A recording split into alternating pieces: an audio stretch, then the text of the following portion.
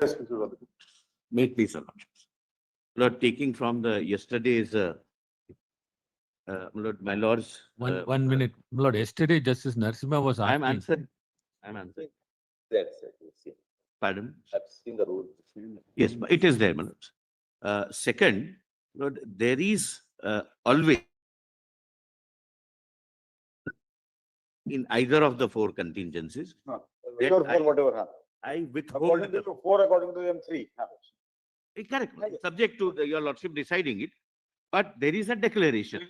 My lord, I could lay my hands on one, my lord, such declaration. I'll just, my lord, place it for your lordship's consideration, because of paucity of time, other governors, my lord, I could not reach. But Governor of Manipur, my lord, has sent me, because there was one bill which was withheld. Same, nothing turns on that, but there was no political difference, my lord, between the center and the state, but there was, my lord, this bill. Your lordships need not read the bill, it's not relevant. Manipur agricultural produce and livestock I'm sorry.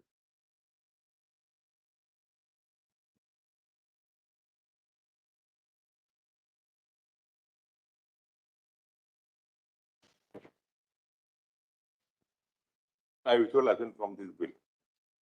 Agricultural produce, livestock marketing, so and so. My lord, the reasons are given in the file notings. And there are also exchange of letters, calling the chief minister, calling for some details, etc., etc. But ultimately, my lord, then governor says, I withhold assent from this bill. So there is a declaration, my lord, just to answer your lordship's question, my lord. Second, my lord, I'm told that so far as the number of the act is concerned, if it is returned under the first proviso and sent back with or without modification, if that happens in the same year, then the same number continues. If it happens in the next year, New number, yeah. then new number, my lord. But there is something, my lord, on. No, but in any event, when it goes back, it is confined only to that question and nothing more. My lord, So the in- House will deliberate on the question that the governor has asked the My lord. court to the House to reconsider. Will be confined to that and then return back. And in fact, many assemblies have made rules saying that there shall not be any further- other discussion. Even Parliament has that rule. All the I'm sorry, my lord, Lok Sabha, Rule 132. I'll just read, my lord, and then I'll take my written submissions further. The debate on such a motion shall be confined to consideration of matters referred to in the message of the President or to any suggestion relevant to the subject matter of amendments recommended by the President. So, Nabam Rabia also talks a little bit. about yes, my lord, we could find out, my lord, some legislative, but the position is virtually same, my it. lord. They are far ahead of us. Yes. But we as lawyers seem to think that, No, your lordships are far ahead. Your lordships have. I'm saying the assembly is No, my lord, constitutional framers were far ahead of us. definitely. But they could foresight, my lord, their foresight was, my lord, salutary.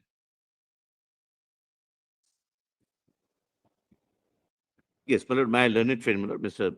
Maninder Singh wants me to say, and very rightly, that the language itself says, provided further that governor shall not so and so, in his opinion, it would reconsider the bill accordingly. So that accordingly restricts the scope of discussion. You cannot start a new discussion. It would be only confined to the message, potential amendment, etc. Now, my lord, if your lordships can take, my lord, my written submissions, and my lord, between the two of us, we'll try and we will conclude, my lord, before 1 o'clock, my lord. Try and conclude was a wrong expression, or loosely used. We'll be grateful to you. Pardon, my lord? We'll be No, grateful no, to no, you. but there is no point, my lord, in boring, my lord. At some stage, the courts are also saturated, my lord. We feel that we still want to bring our case home, despite knowing that rightly or wrongly, our submission has reached there, my lord, whether it's in my favor or against him. Lord, please come to page 767. This is a new point, my lord, I'm beginning with.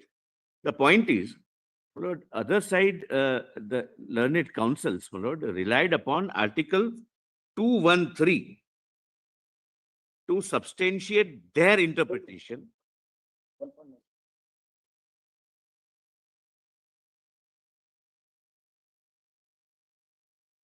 767, madam. Para 49.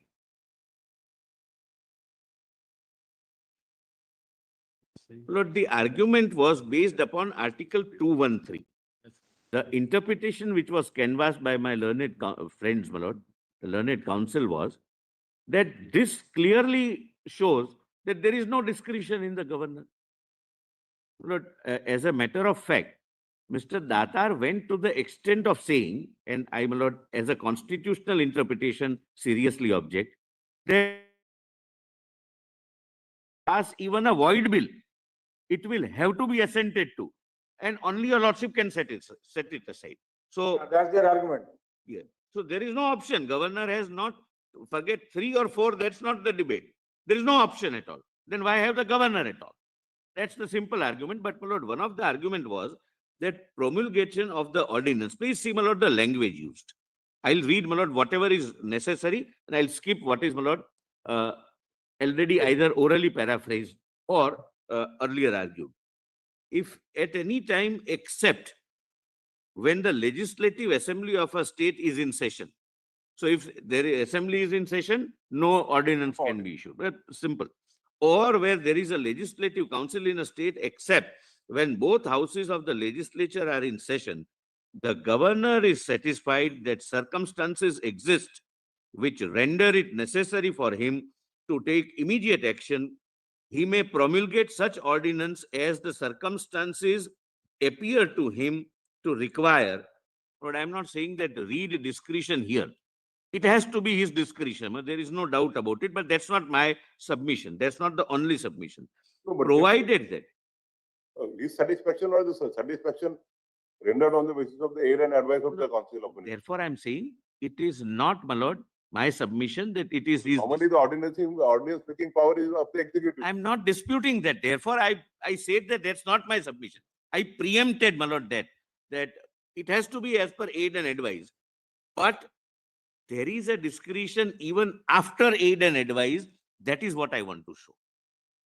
Provided that the governor shall not, the constitutional prohibition, without instructions from the president, promulgate any such ordinance, if kindly come directly to B. Lord, please read A first, Lord, so that it can be read in context. A bill containing same provisions would, under this constitution, have required the previous sanction of the president for introduction thereof into the legislature, like Article 30, 31, etc., etc., my lord. B is very relevant, my lords. He would have deemed it necessary to reserve a bill containing the same provisions for the consideration of the president. If it would have been a bill, he would have considered it necessary despite aid and advice given to him by the Council of Ministers that no, this needs reference to the president. I must refer it to the president for his assent. Now, please see, my lord, see, an act of legislature of a state containing the same provisions would, under this constitution, have been invalid unless, having been reserved for the consideration of the president, it had received the assent of the president. So, like Article 254, 254(2), the repugnancy. There is a repugnancy. So here, my lord, it makes it very clear that the framers of the constitution says that in the first part, yes, you will act as per aid and advice, as my lord, the Chief Justice very rightly pointed out, but he shall not do it if these 3 contingencies, and one of the contingencies be, he would have deemed it necessary. When the bill comes to him, he would have deemed it necessary to reserve the bill containing the same provision for consideration of the president. In that case, he needs prior instruction from the president in case of an ordinance. Now, please come to para 51. It may be pointed out that Article 213, page 767, para 41, 51. It may be,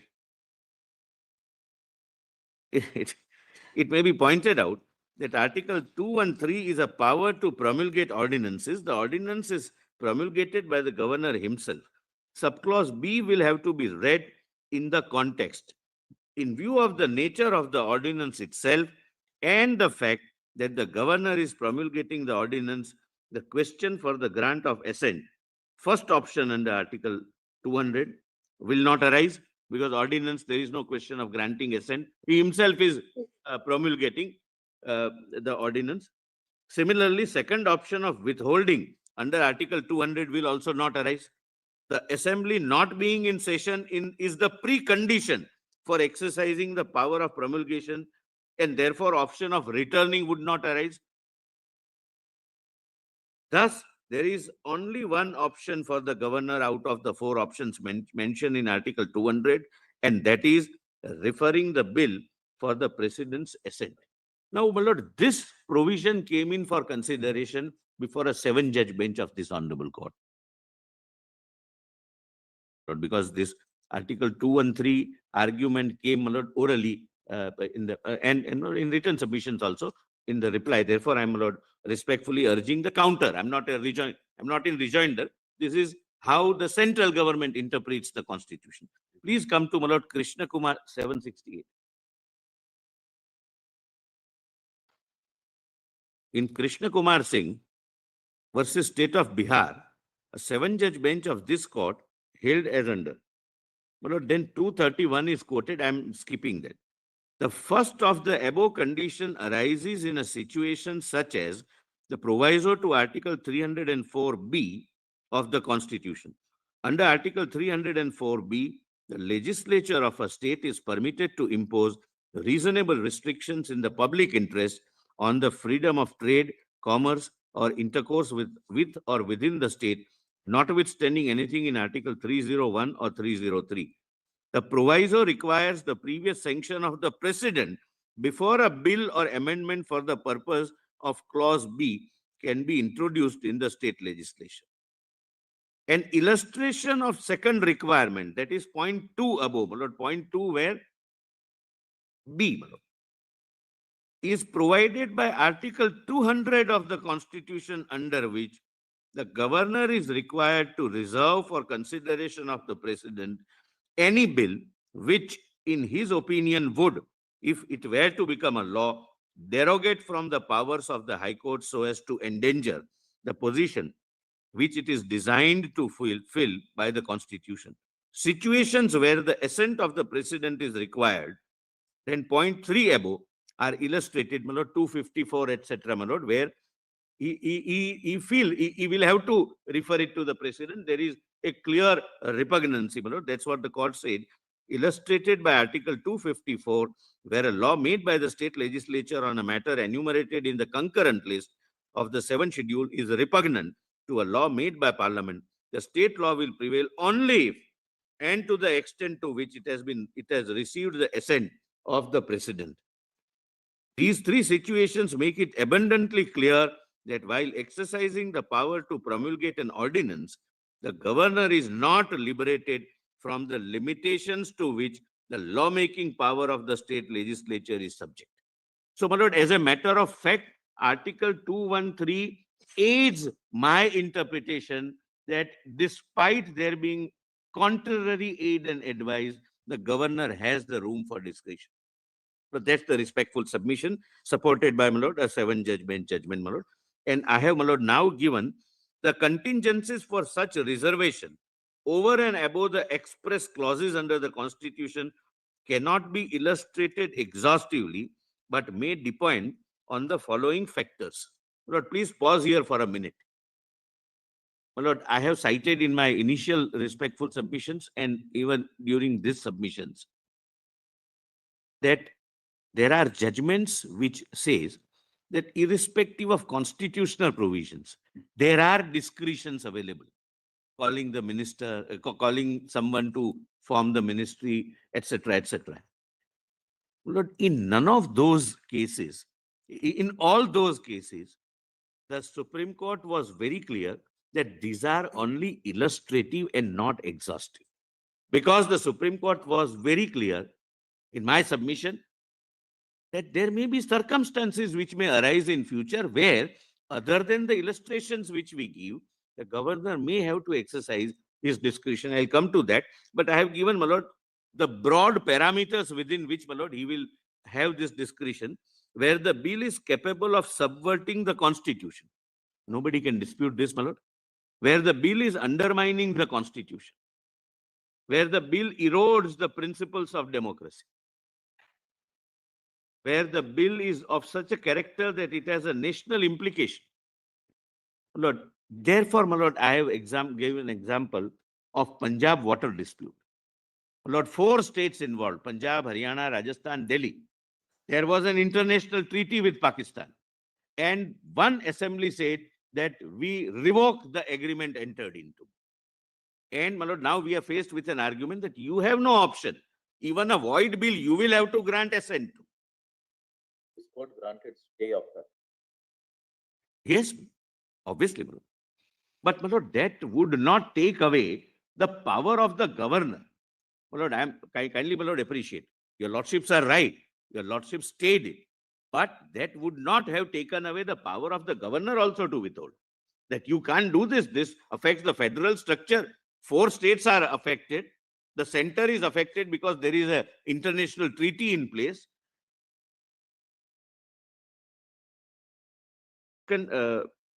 Submission, my lord, which I have made, but I wish, my lord, some of the judgments to be only relevant parts to be shown.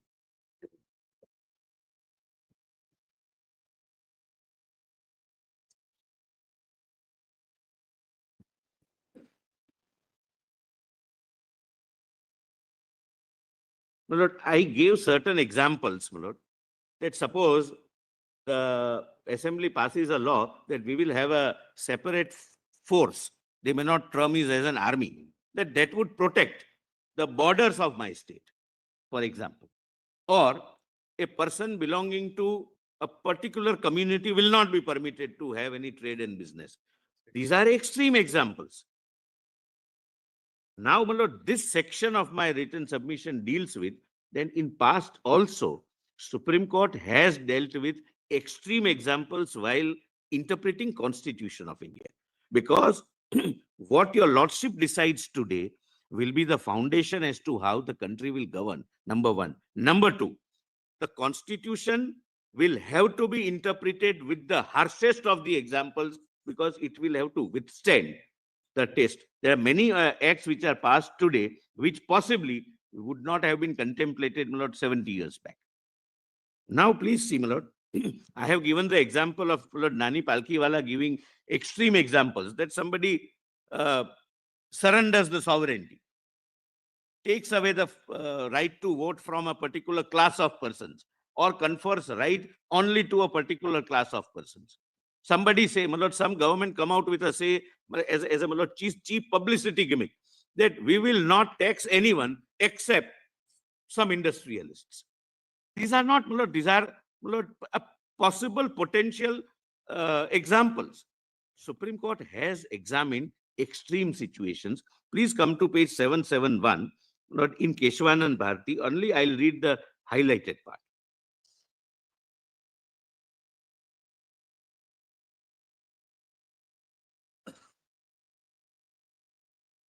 Lord, if this is so, Lord, please see the extreme examples which are tested.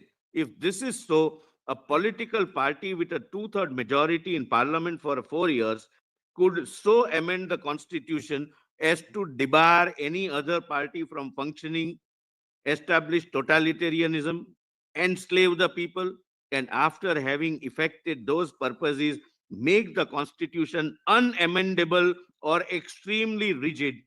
This would no doubt invite extra constitutional revolution. They have considered that if we interpret it in a particular manner, this kind of bills also can be passed. Mr. Palkiwala gave an example that suppose Article 368 is amended,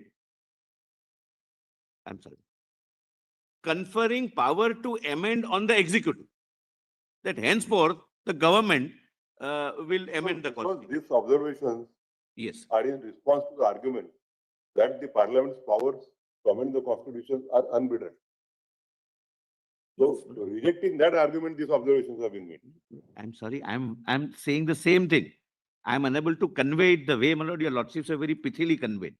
What I am saying is that while answering the proposition that we have unbridled power, the court has examined and conceived extreme situations, that we have to keep these situations in mind, that if we allow Your submission is that while interpreting these provisions, we also have to take into consideration the extreme situations that may arise I have brought my point. arise in future. Yeah, I have brought Therefore, my, we have to be cautious while Yes. holding whatever we are proposing to hold. yes. My lord, only, I am not, my lord, then reading rest, but my lord, one judgment, my lord, which I found it interesting, is again, my lord, 7-judge bench, State of Rajasthan versus Union of India. The lordships were shown in a different context. Here, my lord, the example which was given was that this was a case of 356, my lord, President's rule. Janta government, my lord, my lord, dismissed all Congress governments in the state. And that was under challenge, and my lord, the not almost 7 years, my learned friend is right, 7 state governments in the state, in different states. And the question was, what can be the judicial review of 356? So 356 is an executive power. It's not a legislative power. That's a separate thing, unlike Article 200. The court says that we will examine only if there are certain exceptional circumstances, and one of the example, your lordship may come to para 773. Another extreme example, but an interesting extreme example. Page 773, my lord, the highlighted part. Lord, take court is examining the justiciability or power of judicial review or the restrictions thereof. Take, for example, a case where, I'm sorry, your lordship gets somewhere, my lord, the highlighted part, 5th, 7th line from the top, last word is take. Take, for example, your lordship gets Take, for example, a case where the president gives the reason for taking action under Article 256 and 356 and says that he is doing so because the chief minister of the state is below 5 feet in height, and therefore, in his opinion, a situation has arisen, then we can interfere, etc., etc. This is very reasonableness. Point is, Very unreasonable. point is, there can be extreme, there will have to be extreme examples on which you test the constitution. This point, it's an age-old technique to test the correctness of a proposition. You examine the extreme situation. It's an age-old technique, so there's nothing new. Correct. You take Lord, this point, you can go ahead. Yes, my lord. 776, my lord, I have seen withholding as a separate option, my lord. And I'll just... Your proposition is that while interpreting the provisions of 201, Yes. we'll have to take into consideration the extreme situations that may arise. Arise. And therefore, we have a cautious approach. No, For the governor to consider that. no, my lord. For the governor, yes. Therefore, withholding can be an option. Therefore, withholding is an option. To be used rarely, my lord. I cannot, my lord, argue that he can use it wherever he feels. But something so shockingly unconstitutional, something so, suppose some legislative assembly passes a bill that henceforth we will not be a part of Union of India. Would he, my lord, return it? Would he grant assent? Would he refer it to the president? The only thing which can be done is to withhold the assent. Therefore, I said, my lord, I'm not repeating it, that there are only 20 instances, my lord, in last 50 years. Now, Lord, withhold is a separate, my lord, action, a separate independent option. I have already argued it, but my lord, I was just trying to assist your lordships on the question, what is the meaning of the word falls through? What is the consequence of withholding of the assent? My lord, falls through, as my lord Justice Narasimha, my lord, pointed out, that it's not a constitutional term. It's not a term used.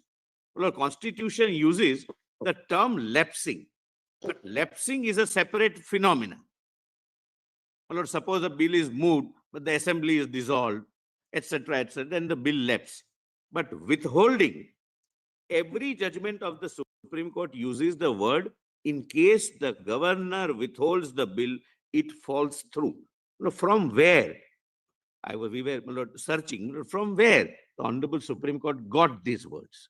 I'm not reading it, but please see wherever amendments were moved and were not accepted. The Constituent Assembly debate says that this amendment is not accepted. Please come to 778. I'm not reading it.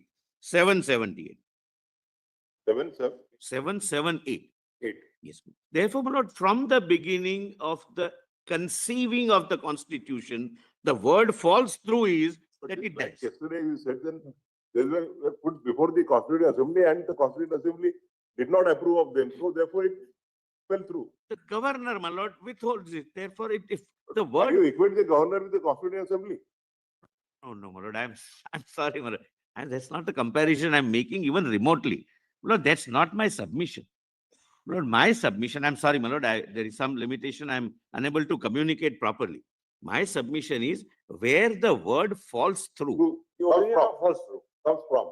The origin of false through. The origin of false through. Origin of falls through, is the falls through. constitutionally dependent. Falls through means dies. Amendment not accepted, it dies.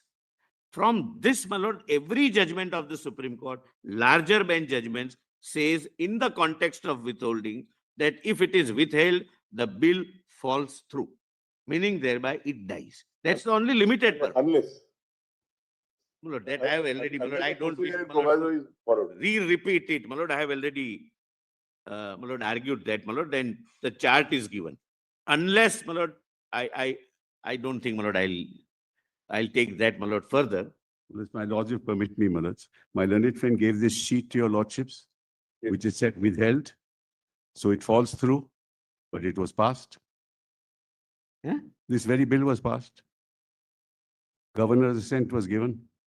On the- According to my learned. After sending it back to Yes, the. yes, his government has given. According to him, the moment he withholds intent, it falls through, contrary to my lord's own action. No, my lord, This I do was not know passed, from note where the he date. gets it.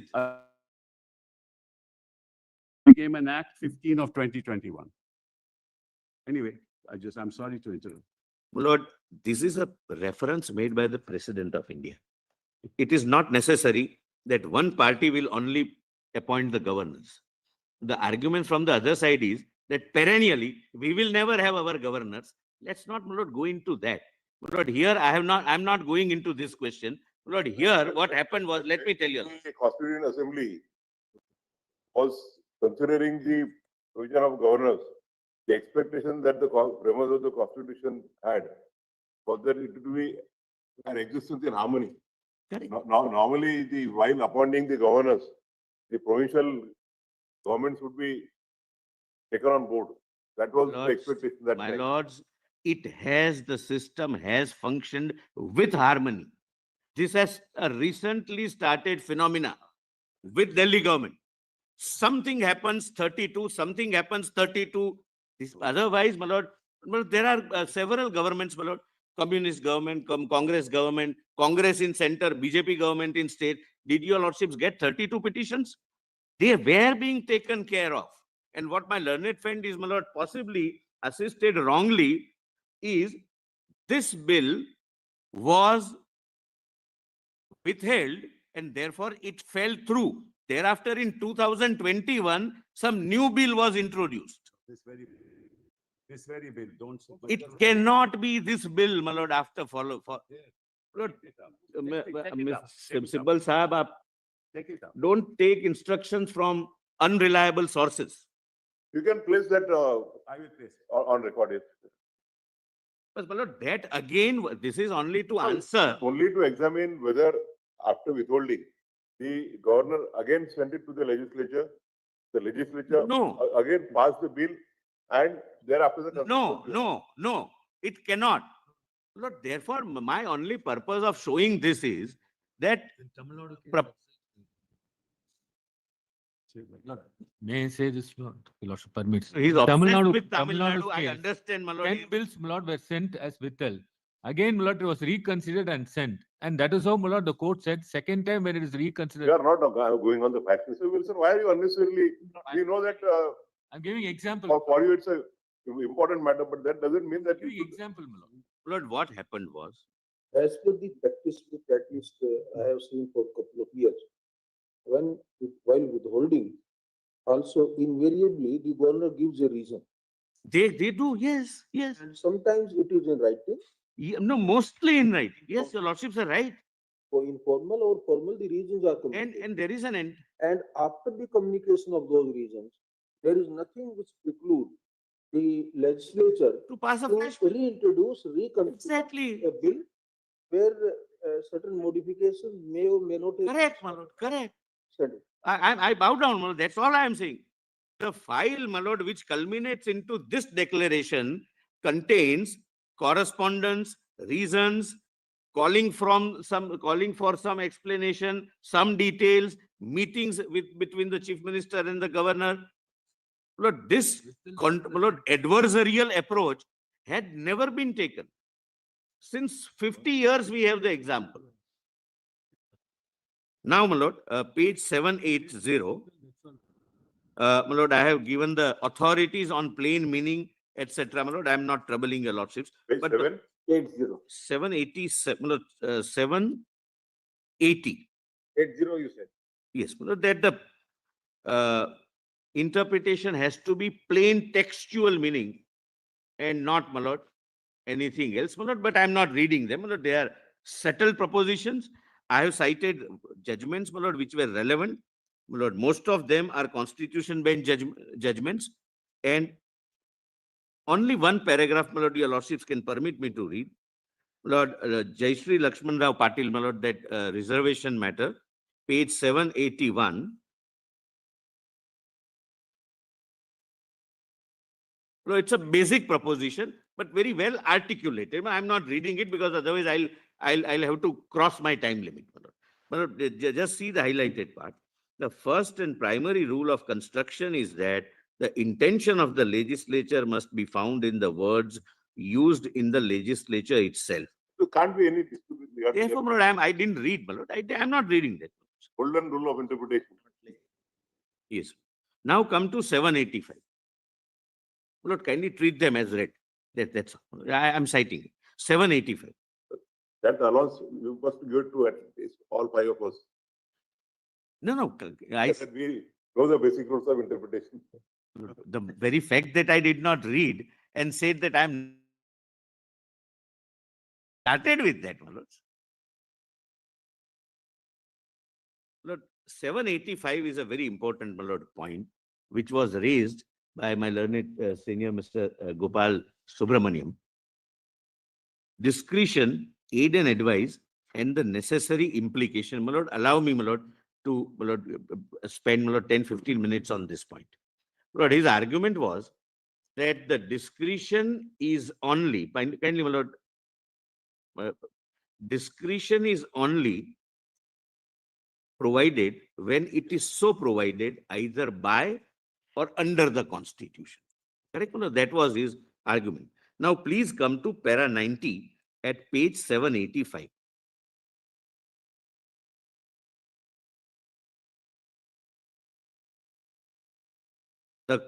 So, therefore, my lord, the argument was that wherever either by or under discretion is not conferred, discretion does not exist. Correct? My lord, that was the submission. And very well articulated, my lords. My lord, para 90. The Constitution confers certain discretionary powers expressly. Certain discretionary powers are read as implied either because of the nature of the power, the subject matter of the decisions, or the functionary exercising the power. Article 200 is an example of certain implied discretions when the fact situation under which the government is supposed to act, governor is supposed to act, so requires. Even under Article 163, there can be implied discretion not to be guided by aid and advice. This is for the reason that sometimes exercise of power under aid and advice defeats the power itself. My lord, take example of MP, Special Police Establishment Act. My lord, suppose the Chief Minister is facing allegation and there is a question of sanction. 197 section or section 17 PC Act or 19 PC Act. he would still, my lord, I am saying, my lord, as a constitutional principles, I am not taking an extreme one side view. He would still require, my lord, the guide and advice of the Council of Ministers. But he can still say that, no, this is clearly a biased advice. I am not bound by it. The council may say that don't grant sanction. And none of these provisions, my lord, the distinction was sought to be drawn that they are statutory provisions. No, the provision for which under which sanction is required, PC Act or Bharatiya Nyaya Sanhita, may be statutory, but his power which he is exercising is under Constitution. Because he is the appointing authority under the Constitution, he decides whether to grant sanction or not. There is nowhere which is mentioned that this would be done in his discretion, but that is by very nature of the power an implied discretionary power. So kindly read it further. It is submitted that, for example, of under the Constitution, by the Constitution, there is no dispute. Under the Constitution, discretion is evident in the following. The power to summon assembly does not use the word in his discretion. However, it is recognized that in certain situations, the said power can be exercised in his discretion. He can summon the assembly, my lord, to ask for the floor test, etc. Second, the power to order a floor test does not use the word in his discretion. However, it recognizes that in certain situations, the said power can be exercised in his discretion. The power under the second proviso to Article 200 does not use the word in his discretion. However, it is recognized that in certain situations, the said power can be exercised in his discretion. Lord, the power to grant sanction against the chief minister or ministers does not, I have not already pointed out. Then 356, it doesn't say in his discretion, but the nature of the power is such. He would never get advice from the Council of Ministers that you report under 356. So, my lord, to say that it has to be either by the Constitution or under the Constitution, lord, would be a wrong constitutional interpretation. Lord, for which, my lord, for example, lord, my lord, MP Madhya Pradesh Assembly, my lord, Shivraj Singh Chauhan, my lord, when this issue, my lord, came, lord, this honorable court has said that this has to be done as per the discretion of the governor. Whom to call, when to summon the legislative assembly, floor test, etc., etc. They are neither by or under the Constitution. The discretion is not by or under the Constitution. It is read as an implied power because of the very nature of the power. Then, my lord, kindly come to 95. And my lord, this again, my lord, I have objection. How you selectively place the judgments before the court. This was done before the division bench in Tamil Nadu case and unfortunately repeated before your lordships. Despite my pointing out that two paras are not read before the division bench and therefore the division two-judge bench. That's nothing new in the Supreme Court. Pardon? That's nothing new in the Supreme Court. Their lordships. Not only paras, but even the sentences are selectively read here. Some words are not read. That's anyway, my lord. Lord, please see Nabam Rabia. Para 95. My lord, kindly allow me to read 95. It is submitted that it is startling that few states opposing the reference place considerable reliance on the judgment in Nabam and read numerous paragraphs of the said judgment and specifically place reliance on paragraph 147, 148, 149, 153, 154, and 155 in order to advance the argument that the governor does not have discretion while dealing with matters concerning Article 200. The said portions of the judgment were also relied upon in order to interpret Article 163, subclause 2. The reliance of the other side on the above stated paragraphs in the judgment in Nabam Rabia and the conclusions drawn therefrom is A, wholly incomplete, and B, a clear attempt to mislead this honorable court.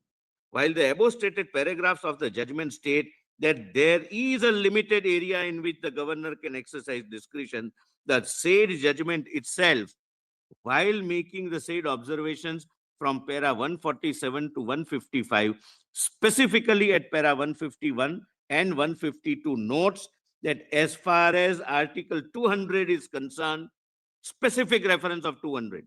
The governor can exercise the said power in his discretion. There was a similar incomplete reading before the two-judge bench in Tamil Nadu case by the petitioner.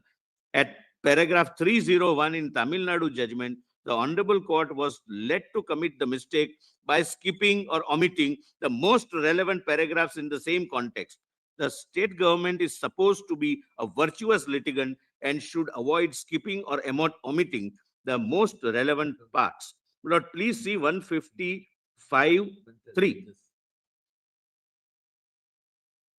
No, you say that specifically at paragraph 151 Yes, and 152, where are those paragraphs? Lord, next page, next page, 151. Yes. The important observations your lordship gets. Yes. The important observations in Justice M.M. Punchi Commission report with reference to Article 163(2) are contained in para 4.5. A relevant extract of the same is reproduced below, and thereafter please see the bold part. But the entire thing is dealt with, but for paucity of time, I am reading bold part. The governor's discretionary power are the following: to give assent or withhold or refer a bill for presidential assent under Article 200, the appointment of the chief minister, etc., etc.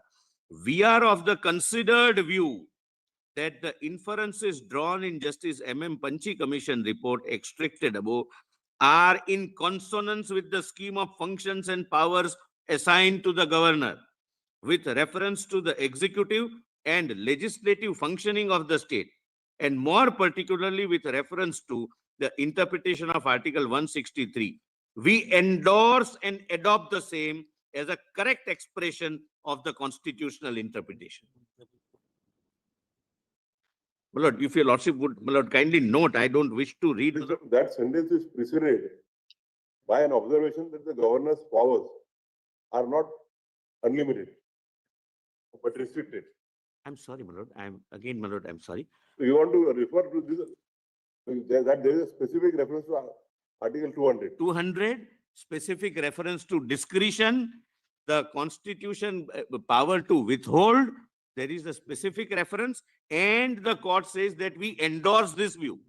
This was not read, and if your lordship were to read para 301 of Tamil Nadu, my lord, this is not placed before the court, and here also it was not placed. Trying to take us to that judgment. Pardon? Place the relevant portions of the Nabam. So that's the Nabam. No, No, I'm sorry, man.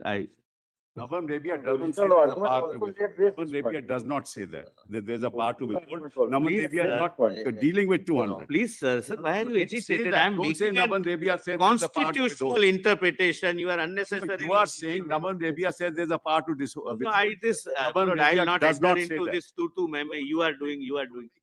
I'm making, my lord, a constitutional interpretation. My lord, it may not be suitable to their interpretation, my lord. You made May a not statement suit. which is wrong. Solicitor, the entire judgments are on record.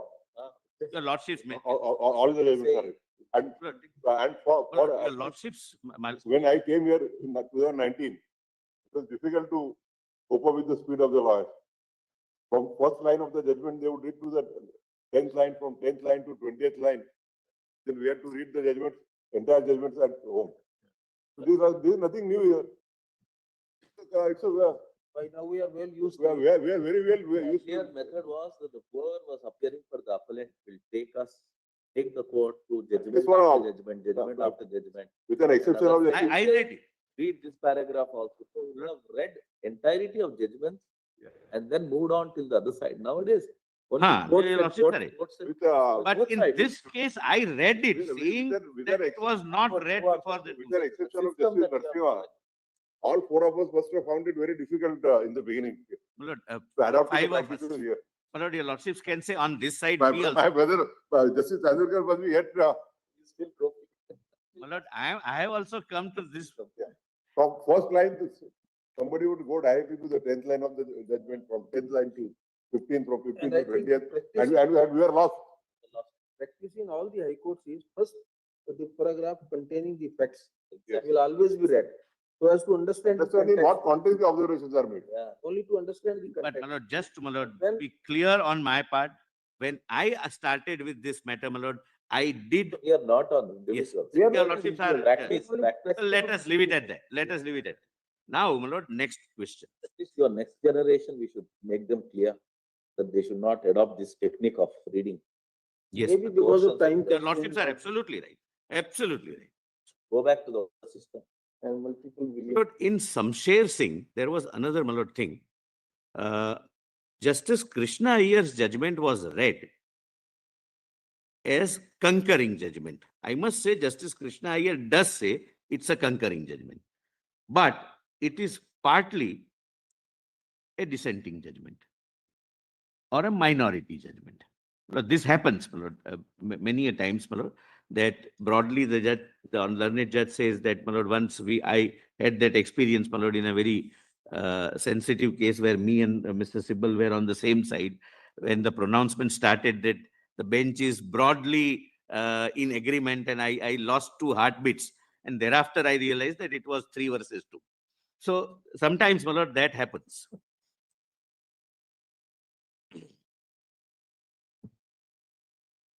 Lord, please see, Justice A.N. Ray, my lord, the majority view, according to me, my lord, and concurring but partly minority view. The provisions of the Constitution which expressly require the governor to exercise his powers in his discretion are contained in articles to which reference has been made. To illustrate, please see, my lord, it's not exhaustive list. My lord, throughout your lordships have been very careful that these are illustrative because we do not know what contingency would arise. Reading further, to illustrate, Article 239(2) states that where a governor is appointed an administrator of an adjoining union, so and so, your lordship, Yeah, this we already read. come to 56. My lord, the bottom, the broad, my lord, the bold part. Similarly, Article 200 indicates another instance where the governor may act irrespective of any advice from Council of Ministers. In such matters where the governor is to exercise his discretion, he must discharge his duties to the best of his judgment.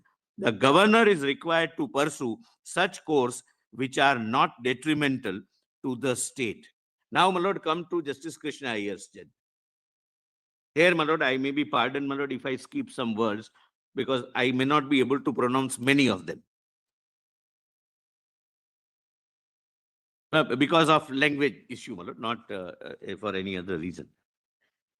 Kindly see, my lord, from the beginning and then the highlighted part. We declare the law of this branch of our Constitution to be that the President and Governor, custodians of all executive and other powers under various articles shall, by virtue of these provisions, exercise their formal constitutional powers only upon and in accordance with the advice of their ministers, save in a few well-known exceptional circumstances. Situation, Yes, situations. situations, without being dogmatic or exhaustive. Then again, my lord, Justice Krishna here also says that this is not exhaustive. These are illustrative. Please, my Never lord, be exhaustive. It can never be exhaustive. cannot be. My lord, they other side, my lord, Mr. Other side, my lord. They also did not say it is exhaustive. Provisions of the Constitution, either directly or by implication, have provided for discretion. There only the governor can exercise the discretion. The power under 163 does not fetter him with an unfettered discretion. Lord, And that also appears to be from Dr. Ambedkar's speech. But Dr. Ambedkar said that it is too premature to argue to dilate on that point, because hereinafter we'll be considering the provisions wherever a discretion is vested with the governor. And maybe we can take this article for reconsideration after that, but somehow it never fell for reconsideration. I'm not, my lord, joining issue. Your lordships are right. But why I am emphasizing this is this.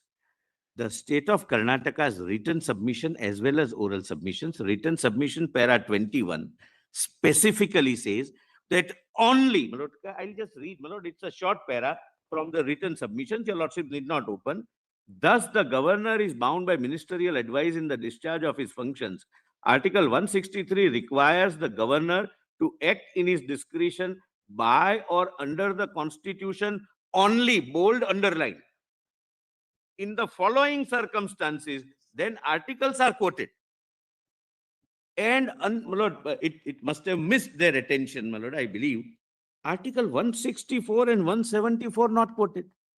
Summoning of the assembly, calling upon the chief minister to prove his floor, it's not quoted. Because they say that only where it is provided under the constitution, there is a discretion. My lord, therefore, my lord, they treat these instances as exhaustive. I'll complete this. My lord, please see, my lord, Justice Krishna Iyer's minority view, my lord, though which my lord, his lordship says it's a concurring view, but this part, my lord, is not in tune with the majority. We have no doubt that the Smith's statement, so-and-so, regarding royal assent holds good for the president and governor in India. This is contrary to the majority view. The refusal of the royal assent on the ground that the monarchy strongly disapproved of a bill or that it was intensely controversial would nevertheless be unconstitutional. The only circumstances in which the withholding of the royal assent might be justifiable would be if the government itself were to advise such a course, a highly improbable contingency or possibility, or possibly if it was notorious that the bill had been passed in disregard to mandatory procedural requirements. But since the government in the latter situation would be of the opinion that the deviation would not affect the validity of the measure once it had been assented to, prudence would suggest the giving of the assent. Look, this is not what the majority has said. In what I have quoted, my lord, in para 54 to 55, 56. This part is a discordant note by Justice Krishna Iyer. That's all. Now, my lords, may kindly come to Lord. Lord, I have already told you, my lord, assisted your lordships by saying that all judgments which I have quoted here say that these are illustrative and not exhaustive, which were read, sought to be read as exhaustive, my lord. So I'm not, my lord, going into it.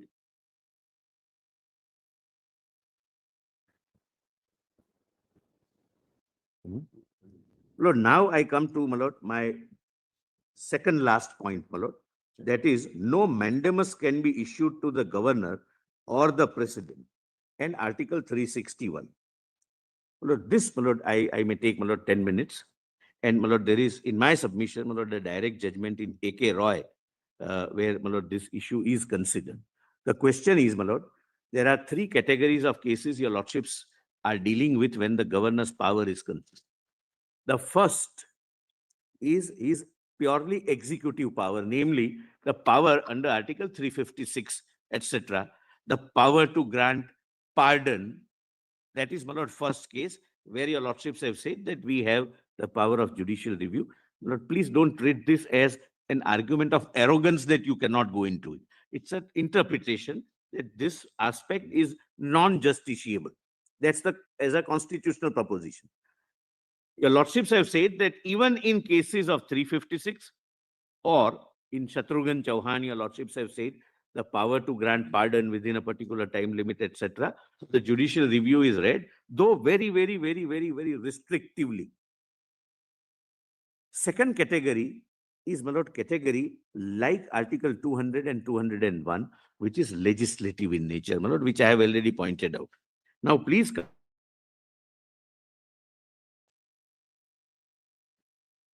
para 112A. The issue of justiciability of precedents and the governor's exercise of functions under Article 201 and 200 respectively must receive a nuanced interpretation and must not be conflated with usual principles of judicial review. The question of denial or of assent to a bill or the action of the governor to refer the bill to the president is not akin to or comparable to the exercise of his executive powers such as pardon or imposition of precedence rule. Apart from being qualitatively different in terms of the functions, the following factors need to be considered. The suggested exercise of judicial review in case of Article 200 and 201, unlike other instances, involves 3 steps. Prescription of a timeline. 2, quashing of a decision of the governor to withhold assent or quashing of a decision to refer the bill to the president. Quashing the decision of the governor to resort to first proviso instead of choosing either of the 3 options in the main part. And 4, a direction to withdraw the reference made to the president or returning a bill. Well, these are the 4 possible contingencies your lordship will have to resort to if your lordships were to exercise the power of judicial review and make this decision making justiciable. Lord 113. In none of the cases involving the exercise of power by the president and the governor has this court ever imposed a one-size-fits-all time frame, dehorsed the nature of the action and its complexity. Each case turns on its own peculiar facts. Now, please, my lord, read, and this is very, very important judgment, not cited by my lord, anyone so far, on justiciability. Lord, this is A.K. Roy versus Union of India. It's a constitution bench judgment. We may now take up for consideration the question which was put in the forefront by Dr. Gatate, namely that since the central government has failed to exercise its power within a reasonable time, we should issue a Mandamus calling upon it to discharge its duty without any further delay. My lord, kindly pause here for a minute. I'll just give the brief background. My lord, Justice Suryakant, my lord, was right, my lord, that fact situation will have to be given. In case of Article 200, the legislative process commences from introduction of the bill and ends with Article 200. It's a part of legislature. This was a case where a bill became an act, but the government did not notify it because it becomes effective only when the central government. There are many acts which will come into effect from the date on. From the date of it is Official notification in the official. And government was not, my lord, doing that, government of the day. And therefore, my lord, a writ was filed that direct the government to notify the act, meaning thereby to bring the law in force. Grant of assent also brings the law in force. This also brings the law in force. And therefore, my lord, I am reading this judgment. Our decision on this question should not be construed as putting a seal of approval on the delay caused by the central government in bringing the provisions of Section 3 of the 44th Amendment Act into force. I'm sorry, not even law. Even the constitutional amendment was not brought into force. Article 22. I am thankful to my learner. That amendment received the assent of the President on April 30, 1979, and more than 2.5 years have already gone by without the central government issuing a notification for bringing Section 3 of the Act into force. But we find ourselves unable to intervene in a matter of this nature by issuing a Mandamus to the central government, obligating it to bring the provisions of Section 3 into force, even to the government. In my respectful submission, the threshold in case of the Honorable President and the Honorable Governor would be high. But then the next sentence is more important. I'm reading. I would not skip anything. The Parliament has left to the unfettered judgment of the central government the question as regards the time for bringing the provisions of the 44th Amendment into force. It is not for the court to compel the government to do that, which, according to the mandate of the Parliament, lies in its discretion to do when it considers it opportune to do. The executive is responsible to the Parliament, and if the Parliament considers that the executive has betrayed its trust by not bringing any provision of the amendment into force, it can censure the executive. It would be quite anomalous that the inaction of the executive should have the approval of the Parliament, and yet we should show our disapproval of it by issuing a Mandamus. The court's power of judicial review in such cases has to be capable of mark this positively and negatively. And I'll say, my lord, why I'm requesting your lordships to mark this. If needed, it has that power positively by issuing a Mandamus calling upon the government to act and negatively by inhibiting it from acting. If you have the power, you have power of both positive as well as negative. If it were permissible to the court to compel the government by a mandamus to bring a constitutional amendment into force on the ground that the government has failed to do what it ought to have done, it would be equally permissible to the court to prevent the government from acting on some such ground as that the time was not yet ripe for issuing the notification for bringing the amendment into force. We quite see that it is difficult to appreciate that practical difficulty can possibly prevent the government from bringing into force the provisions of Section 3 of 44th Amendment after the passage of 2.5 years. But the remedy, according to us, is not the writ of mandamus. If the Parliament had laid down an objective standard or test governing the decision of the central government in the matter of enforcement of the amendment, it may have been possible to assess the situation judicially by examining the causes of the inaction of the government in order to see how far they bear upon the standard or test prescribed by the Parliament. But the Parliament has left the matter to the judgment of the central government without prescribing any objective norms. That makes it difficult for us to substitute our own judgment for that of the government. Government on the question whether Section 3 of the Amendment Act should be brought into force. This is particularly so when the failure of the central government to bring that section into force so far can be no impediment in the way of Parliament in enacting a provision in the National Security Act on the lines of that action. In fact, the ordinance rightly adopted, no, that's on fact. It is for these reasons that we are unable to accept the submission that by issuing a mandamus, the central government must be compelled to bring the provisions of Section 3 of 44th Amendment Act into force. My Lord, now this is followed in these two judgments, which I am not reading, but please see, my Lord, the position which will emerge. My Lord, and in a different context, my Lord, Justice Narasimha, my Lord, did, my Lord, indicate that. My Lord, kindly, my Lord, examine this.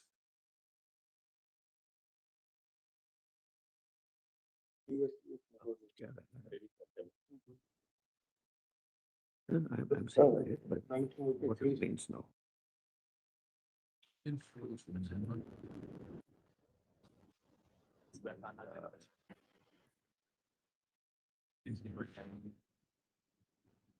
My Lord, kindly appreciate, my Lords. And I'm sharing this concern because your Lordships would be deciding henceforth what will be the course of action. My Lord, the 5-judge bench says that the power includes positive as well as negative. Negative. No. Do something. The court rejects the prayer on the ground that if we hold that, we have a positive power. Then we also have a negative power to withhold the central government from enforcing the legislature. No, my Lord. No, I'm sorry, my Lord. Yes. Court says that if we have the positive power to direct them, we also have, if we have negative power to prevent. This has been observed while rejecting the prayer for issuance of mandamus. Exactly, that's what I think, my Lord. I'm saying the same thing. I am unable to, my Lord, articulate the way your Lordship, my Lords, are doing it. I'm saying the same thing. That if I have the, the judgment goes on further to say that if the Parliament had prescribed some objective criteria that, like on happening of such and such thing, the executive may enforce the act, then maybe we would have been justified. Such and such circumstances exist, and therefore the Parliament should now. I bow down. That's my submission. But since the Parliament has left to the exclusive discretion of the executive, we cannot die. as to when an act Your is Lordships enforced are or right, not. my Lord. I am respectfully submitting that only. Now, my Lord, visualize the situation. My Lord, the judgment of this court, my Lord, in Tamil Nadu says that if the president doesn't decide within 3 months, or the governor doesn't decide within 1 month, you come to us. Correct, my Lords? Now, state comes before your Lordships. The prayer would be, direct him to grant an assent. The question is, can that be done, my Lord? Can a writ of mandamus be issued to either the Honorable President or the Governor to grant an assent? But the problem doesn't stop there.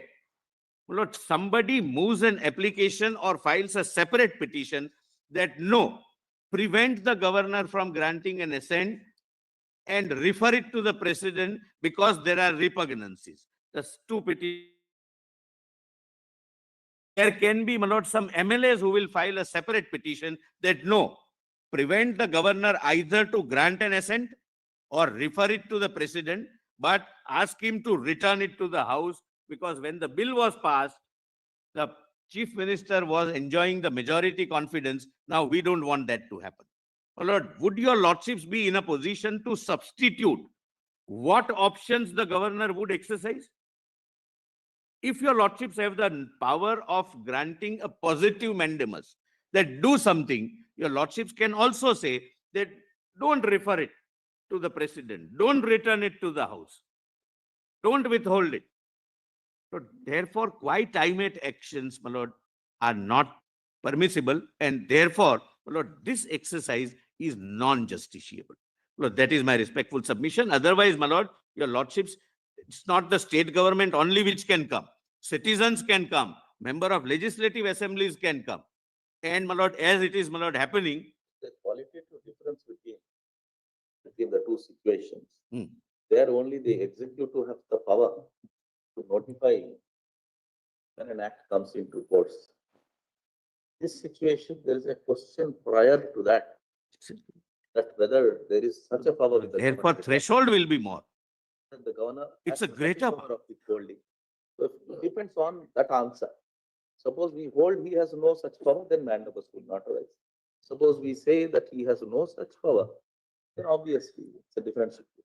No, correct, my lord. My limited point is, my lord, would it be possible for this honorable court, apart from being, would it be permissible to deal with such situations where there are 4 petitions raising 4 issues? One says grant assent, one says don't grant assent, one says direct him to refer it, one says direct him to return it. There is a difference in situation. Yes, my lord. Requesting the governor through a direction, through a writ of mandamus, that you please take a decision within your prerogative under Article 200 is something different. Asking the governor to take a decision in a particular manner is altogether different. The power to issue a writ of mandamus. Approved by the intervener. Your lordship's view is approved by the intervener. Why? That He says both sides yes, will correct. approve. Both sides might approve it. Or the 3 sides. So he said that he will, He is no side, my lord. no, He is he said that intervener. he will be laying down a middle path. No, he didn't lay any path, my lord, but is not definitely middle. Anyway, my lord, it's not going to. The lordships are right. But my lord, question would still be, and forget, my lord, this matter or reference, would one constitutional organ issue a mandamus to another coordinate constitutional organ when there is a discretion available, when there are 4 options, where there is no time limit prescribed by the constitution, though otherwise time limit is prescribed. Whosoever high, 1B. Yes, my lord, that applies to all 3 organs. I bow down. So as a custodian of the Lord, constitution, Lord, I'll not go into that debate, my lord. That's not, my lord, a very, this is not an occasion. we also have, we always say, I publicly say that I'm a strong believer in the doctrine of separation of powers. And though the judicial activism has to be there, it should not turn into judicial terrorism and Judicial adventurism, as your lordship say, my lord. at the Yes, same time, correct, my lord. if one wing of the democracy fails in discharging its duties, would the court, which is the custodian of the constitution, My lord, be powerless and return to sit idle with Lord, funded I acts? have already made my submissions on that. I have also cited a judgment when a law, because let us be very clear, not only court, executive is also a custodian of fundamental rights of the citizens. The legislature is also a custodian of fundamental rights of citizens. So, Lord, everyone, all 3 organs. I have cited a judgment when the law was sought to be made that court is not deciding dispute. Please don't take it as an, Lord, We are it's a willing constitutional to interpretation. listen to all the arguments. Yeah, yes. Yeah. So, my lord, That my we have no respect. power, we have no quarrel with that proposition. Yes. But then we are just. Lord, being- my respectful submission is, my lord, that issuing a mandamus with regard to a legislative discretionary function of a coordinated subordinate constitutional functionary would violate the theory of separation of powers. And in my submission, this separation of power is a part of basic structure. My lord, I leave it at that. My lord, now, my lord, I come to, my lord, page 808. my lord. What?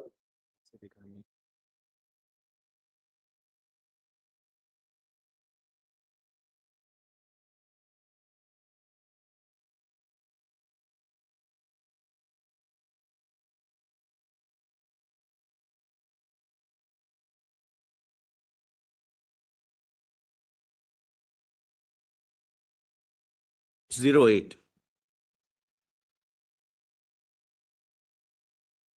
Not as soon as possible. I'm sorry. But make yes.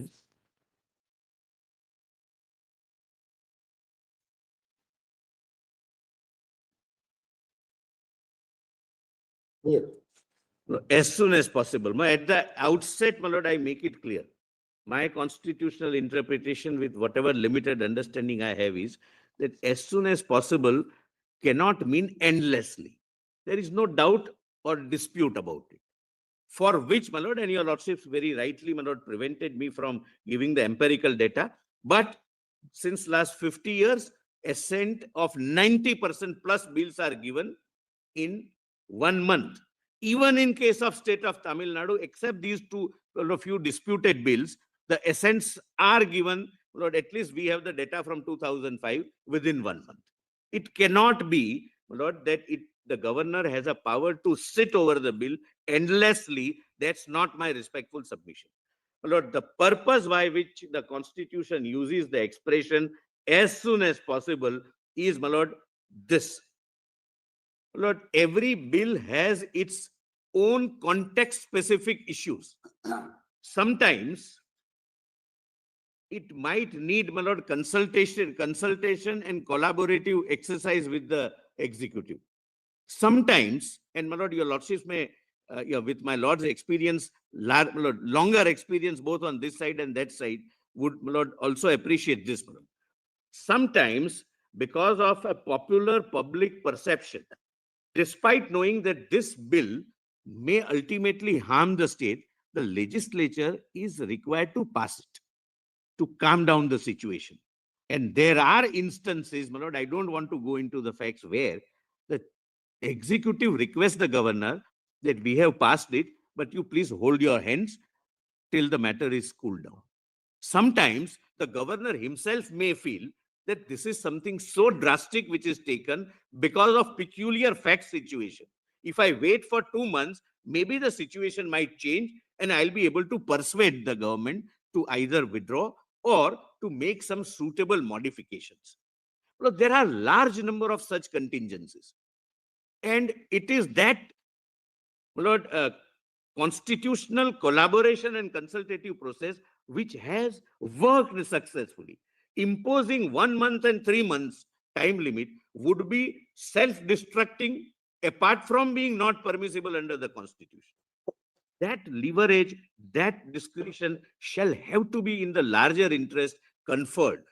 While saying that as soon as possible does not mean perennially sitting over the bill or sitting over it for 3 years or 4 years.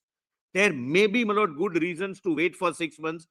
They are in discussion. Whatever, my lord, I don't want to multiply, my lord, the situations or exigencies. But there can be, my lord, a possibility that this straitjacket timeline, my lord, may not be a permissible, my lord, way of. And, my lord, there are several bills which, by its very nature, is required to be assented to on the next day. Why even 1 month or 3 months? So that is, therefore, my lord, the Constitution says as far as possible.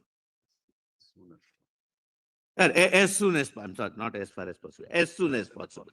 It was a inadvertent error. As soon as possible. So while not taking, my lord, an extreme position that perennially sit over it, but I'm saying that it depends upon the fact situation, and please leave it to the constitutional wisdom of a coordinate constitutional functionary rather than binding him that you do it within 1 month, and if she doesn't do it, come to us. That may perhaps not be, my lord, the constitutionally correct course of action, my lord. And, my lord, I have given the judgment, my lord, they relied upon constitutional silence. That constitutional silence can be filled in. Lord, this is a conscious constitutional choice of words. Constitution is not silent. And even if it is silent,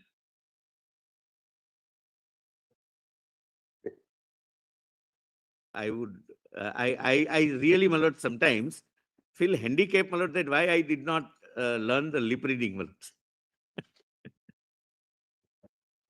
Sometimes we can only, my lord, apprehend or going on the lighter side, nothing turns. You know, a senior colleague at Bombay High Court, when the arguments were going on, used to do paintings. He drew paintings.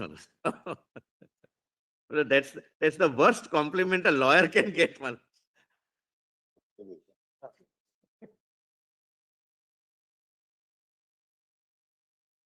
Compliment a lawyer can ever get, that Or a judge.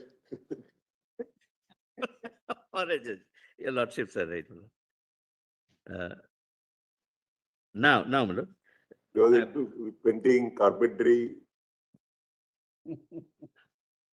everything except Judging.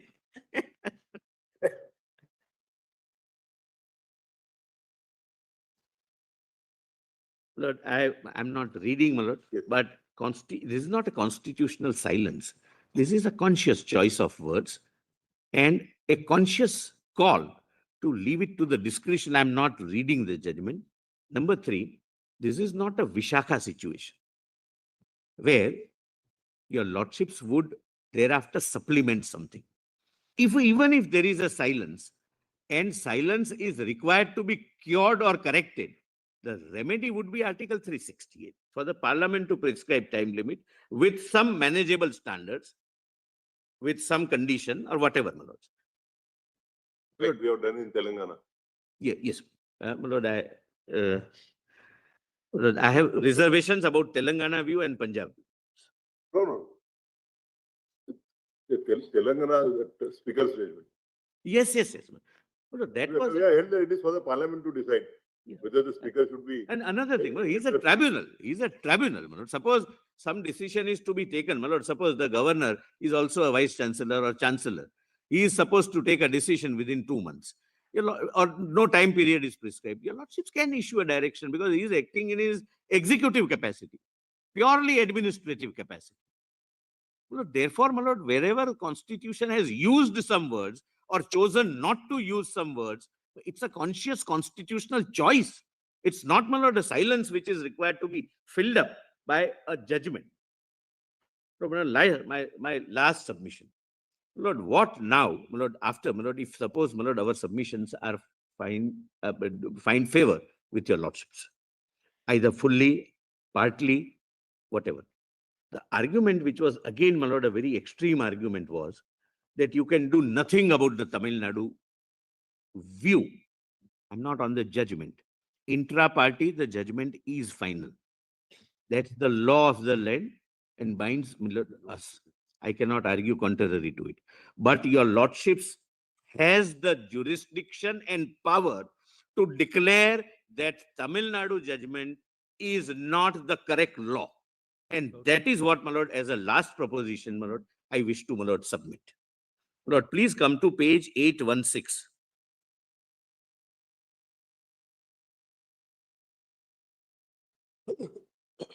My lord, I read it, my lord, but there are 2 or 3 paragraphs and I would wish to, my lord, reread it, my lord. Main emphasis, my lordship said, 816. This is a 2G judgment, where your lordships would, my lord, remember, in the questions which were referred by the Honorable President, one of the question was whether this particular judgment of Justice so-and-so and so-and-so is a correct law. The court says intra-party we cannot go. My lord, that background in mind. This is para not part of 45. the reference, Manoj, I don't want to object, but this is not part of the reference. This is nothing to do with the reference.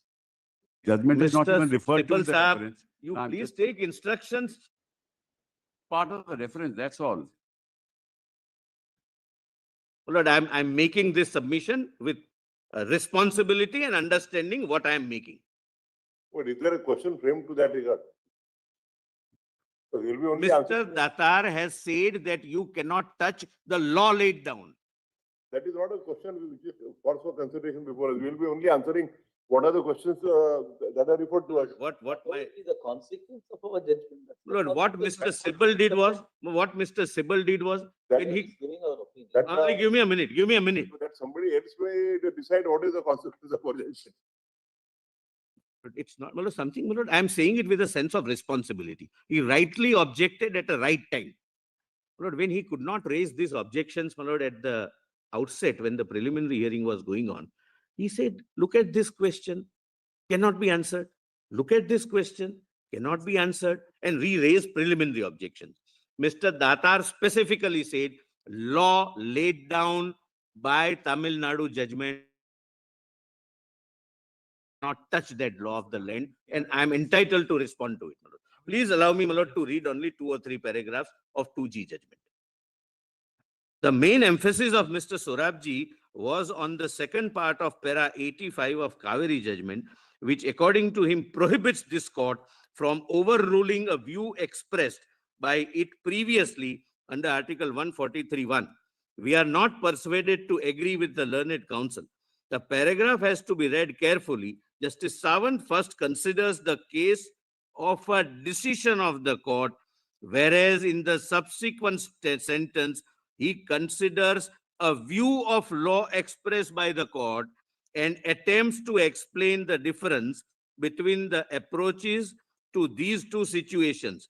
These words are sometimes used interchangeably, but not herein above.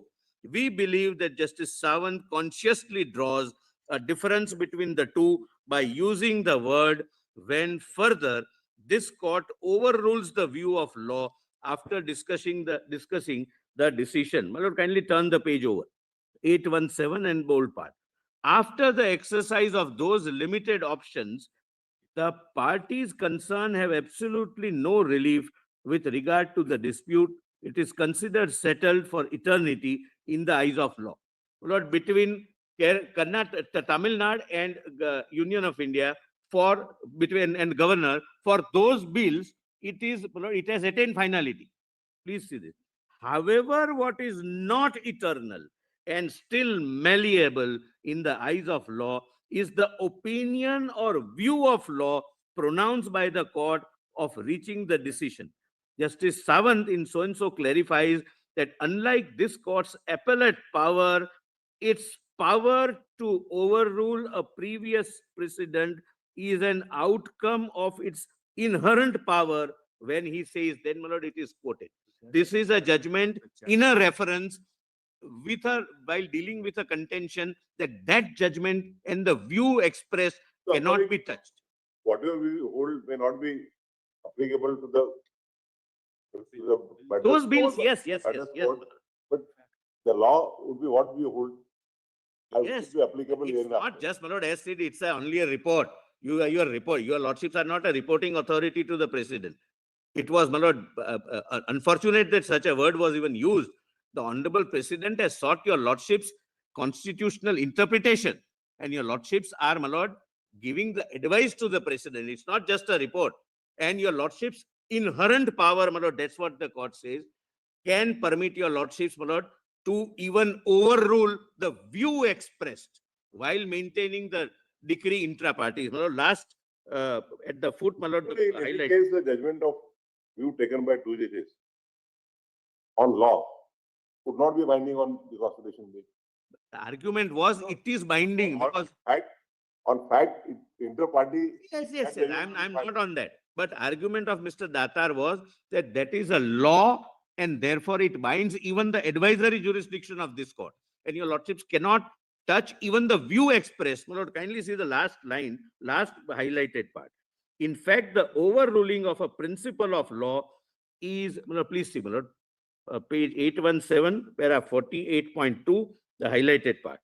In fact, the overruling of a principle of law is not an outcome of appellate jurisdiction, but a consequence of its inherent power.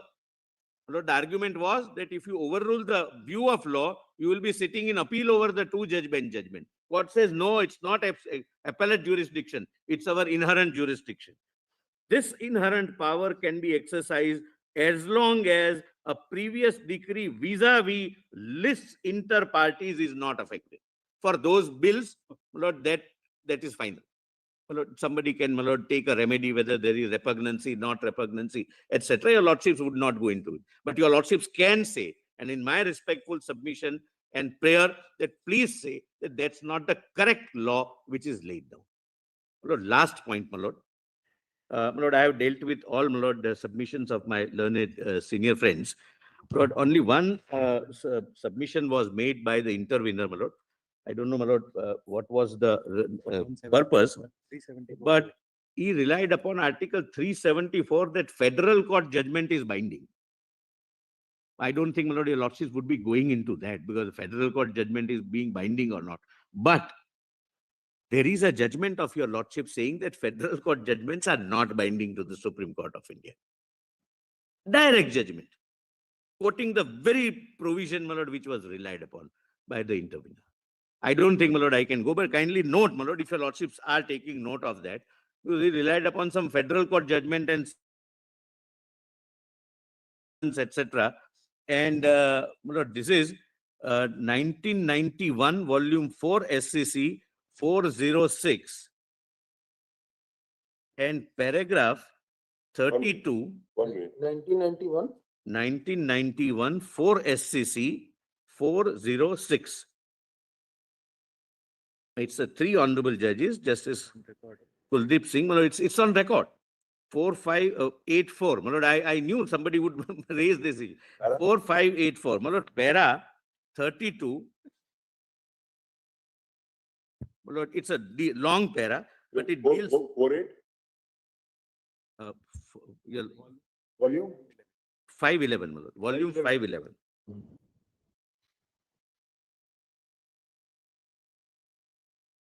Page 48? I'm sorry, the relevant or it's 84. and the relevant at 4626, para 32. Mr. Nariman raised this very argument, which was repelled. That for federal, why, my lord? What is that? My lord, it is Delhi Judicial Services Association versus State of Gujarat.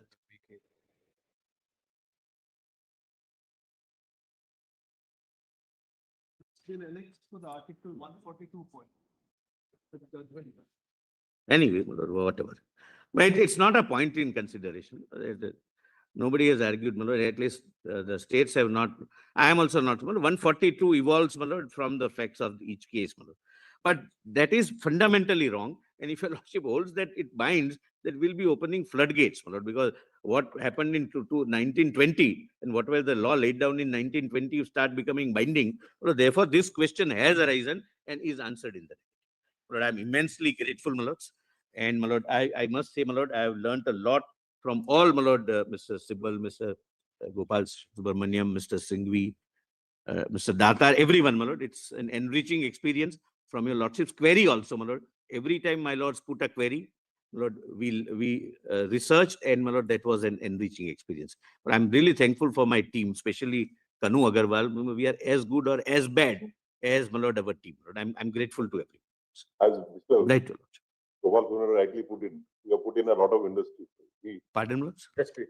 You have put in a lot of industry. He has complimented you. Yes, yes. Lord, I'm therefore, I mentioned Mr. Subramaniam, my lord, specifically right now, that I've learned a lot from everyone, my lord. I'm grateful to your lordship. Before the issue starts, there are 3 issues which have not been touched on. One is the dating interest. The other which follows is the parent patriae. With regard to? Dating interest. Dating interest, not because he is the judicial minor. But then now, in Vijayendra, how can we hear you? He is also an intervener on this. No, what I am only saying, I have filed written submission, in one of the IAs which have, I'm only requesting your lordship to go through that, because it has a bearing, on the answer. to your lordship. That's the only submission I am. Because, why the name of the God has been brought into, while giving the oath, etc., has all been dealt with it. That's not It- relevant. Yes, yes, It's yes, on yes. this side, my lord, but Yes, Mr. Solicitor. only one last line, my lord. One of the question framed is whether Article 32 petition would lie. We have not addressed your lordships in the, my lord. So Yeah, at least you have 1.5 hours you have taken for that. no, it was on justiciability and No, judicial. no, no, no, even on People maintenance, who you have Article 32 and 226. So then they kindly decide. Therefore, we have reached to up to today. Yeah, otherwise we would have concluded it yesterday. I doubt it. There is no. For your 1.5 hours, we had to compensate them more than 3 hours and. My lord, that your lordships are right, my lord. That one of my 1.5 hour, my lord, cost me a lot, my lord. And your lordships a lot. There's no question on Article 32. The lordships can see, there's no question. Yes. Yes, Mr. May I please? States have assisted your. I mean, just as the learned solicitor complimented the assistance given by all the learned counsel.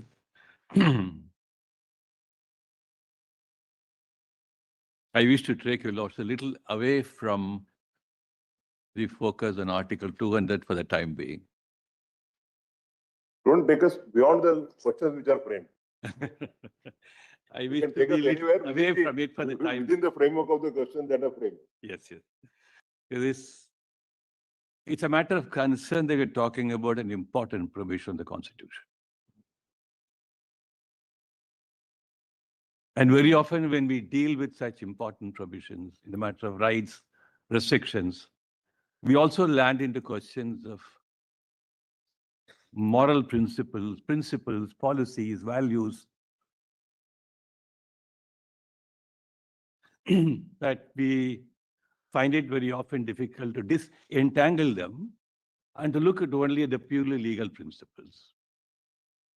Why I say this, in the course of assistance to this court on Article 200, I just want to bring to your lordship's notice a famous Greek mythological figure, Procrustes. Procrustes was a robber in some place called Attica. So he had an iron bed. And so when he catches somebody, if the person who is caught is too larger than the iron bed, he will cut his legs. If the limbs are too shorter, he will stretch his legs. So this phrase became a Procrustean bed, means to try to suit mechanically all possible circumstances so that you fits one particular way of looking at it. So both parties are trying to say, look at either stretch it or shrink it. And that's our duty to tell you, Lordship. But then 200 should not be put into a Procrustean bed. It has a life breath of its own. It is an important value in the entire scheme of the Constitution. And therefore, let us not fall into a trap of saying, for instance, I'll give a syllogism. In logic is something called a syllogism. The Constitution keeper said, keep away discretion from Article 200. Discretion figures in some other part of the Constitution. Therefore, the inference is this. Article 200 devoid of any course of action, independent course of action by the governor. So we have some syllogisms like this, like, let me give some examples. All delays are bad. Governors tend to do delay. Therefore, all governors are bad. We don't have this kind of syllogistic fallacy to assist the court. Or all hippopotamuses four legs. What is the argument? I'm coming, Lord. I'm trying to say that how will the court be assisted in trying to look at Article 300? So we don't fall into those fallacies to say, because looking at the Constituent Assembly debates, a certain expression or a word has been removed from it for a certain reason.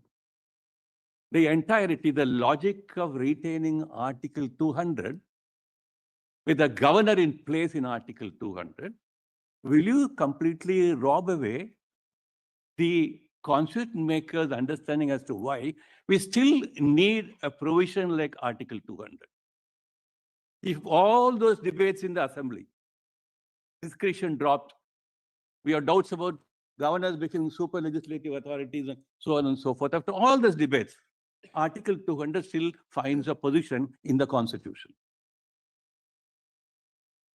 The constitution makers could have probably said, we will not have governors in Article 200.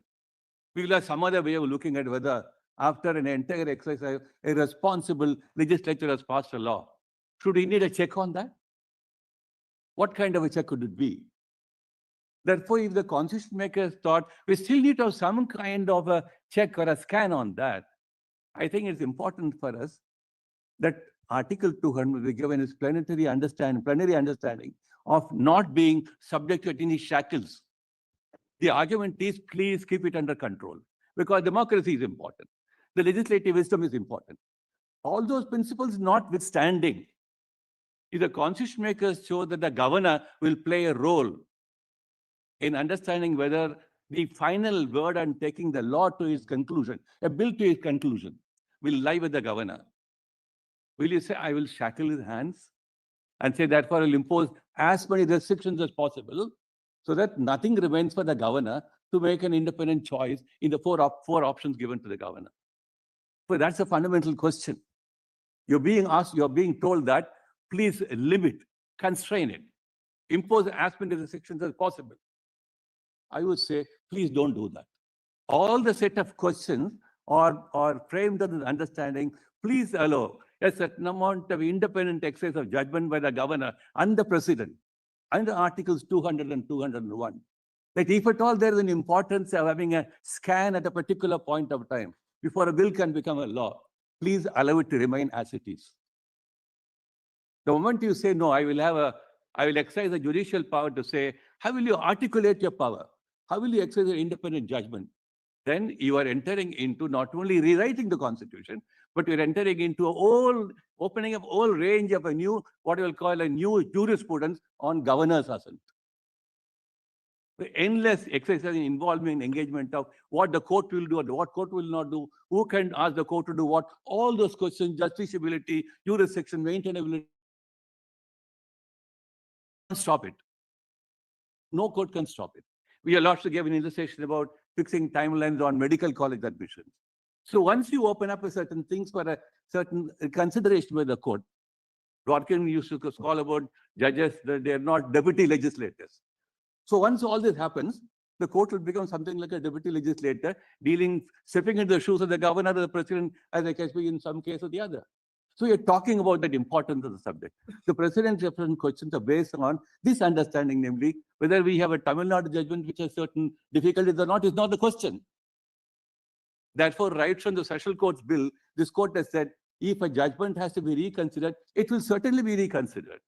It will not be overruled in the sense by an adjudicative process, because it is not a correct view of law, which will enable party, legislature, executive, parliament. So that's how it has to be seen. That's my larger say on the relevance of the reference. Then I have some questions on how will you therefore look at Article 200 itself. I'm not going to take a lot from the text of the provision. But before I do that, I think it's important to invite Lord's attention to a very civil observation made by Justice Holmes in a dissent in a 1907 judgment. That is in the context of hard cases. I just propose to read that. If I also take my supplementary written submission.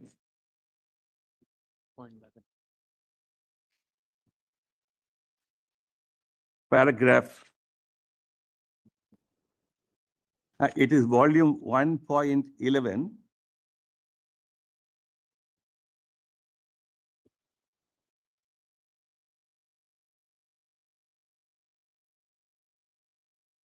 Paragraph 38 at page 902. Because there are too many statements have been canvassed here saying, generalizing several propositions about judicial review. So kindly turn to that, page 902, paragraph 38. That entire dissent is very instructive, but I'm only extracting one important part of the dissent. The voice of dissent in so-and-so is worthy of consideration. Great cases like hard cases make bad law. For great cases are called great, not by reason of their real importance in shaping the law of the future, but because of some accident of immediate overwhelming interest, which appeals to the feeling and distorts the judgment. That's precisely what happened in the Tamil Nadu case. You You're pick not up a sitting certain bill. you're not sitting at I'm the not bill also. playing with judge you on that. I'm only saying, say that what an immediate overwhelming interest, which appeals to the feeling and distorts the judgment. These immediate interests exercise a kind of hydraulic pressure, which makes what previously was clear seem doubtful. For more than 75 years, governors were sending within 1 month. A 0.8% is what you're talking about. So what was clear seemed doubtful, and before which even well-settled principles of law will bend. I wish your lords apply this very instructive advice to look at why the president due for a lords on this question.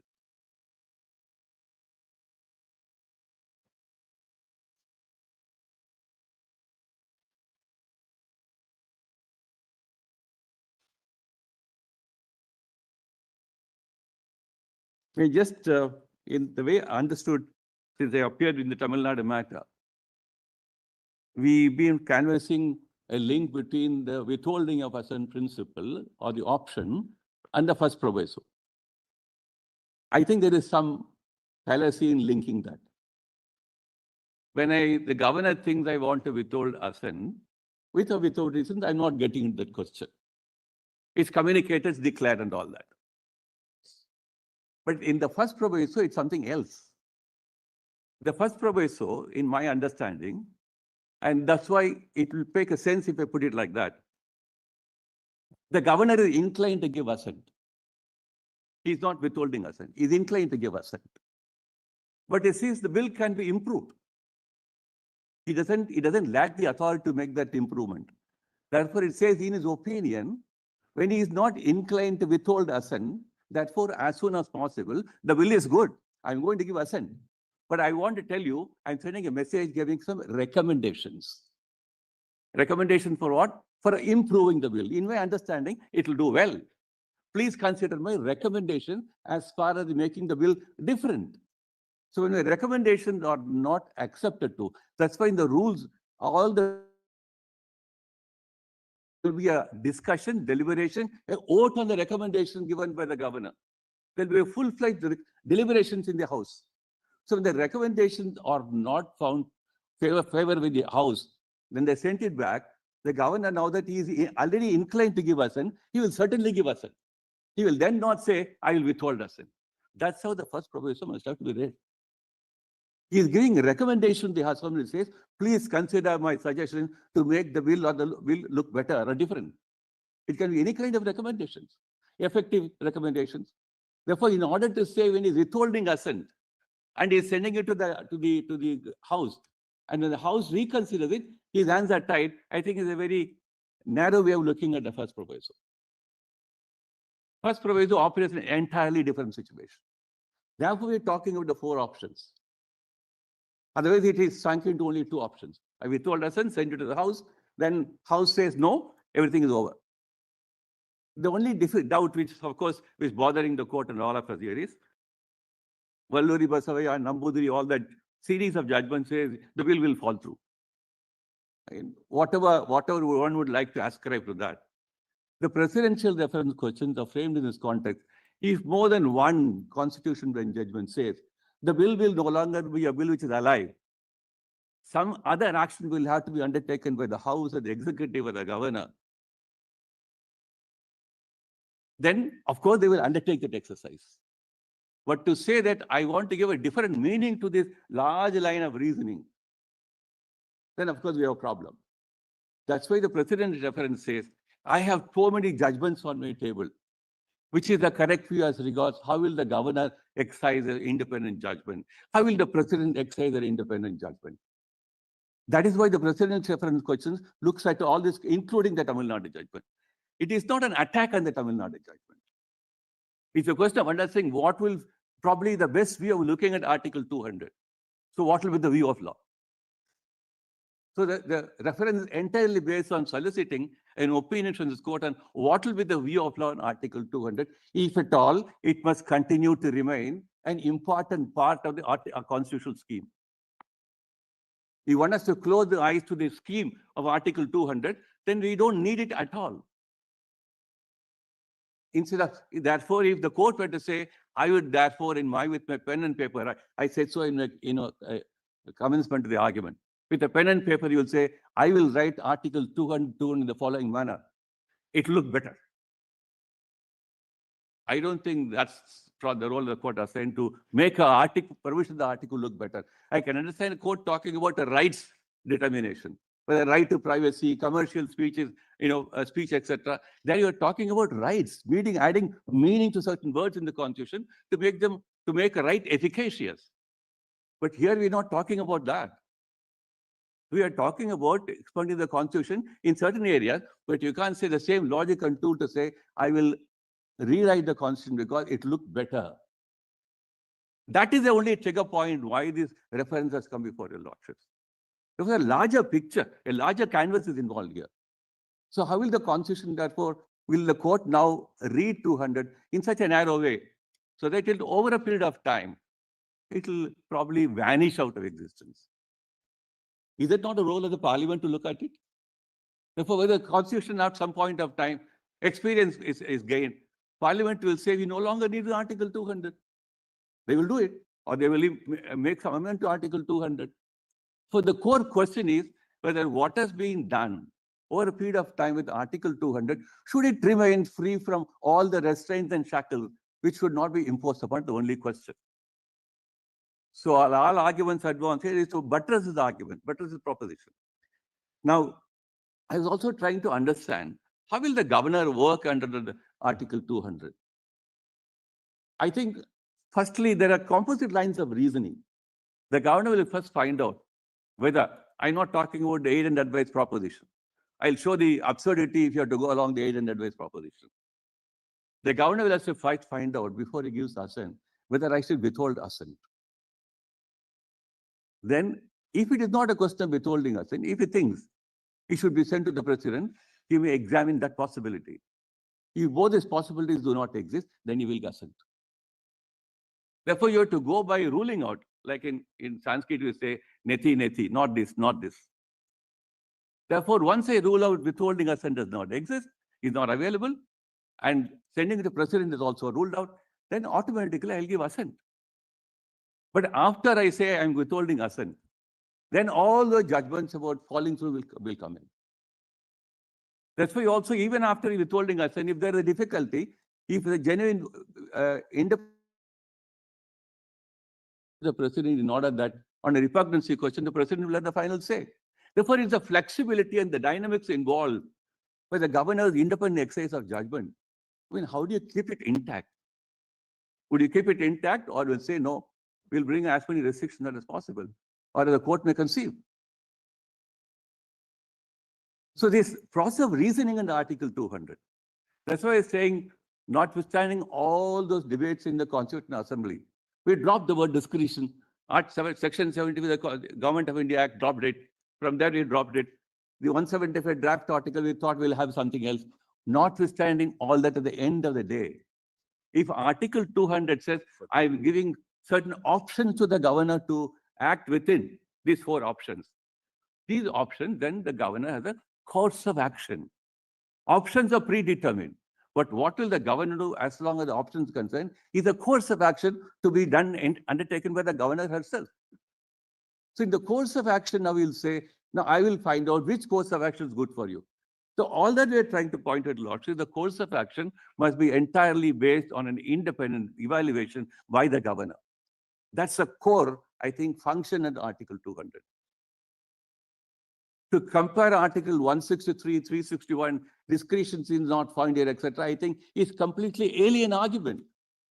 It need not have a place in discretion, may not find a place in Article 200. The moment there are options, And the options, the governor has given a course of action between the options, it means a different set contemplated in Article 200. I don't think we need to go in the word discretion at all.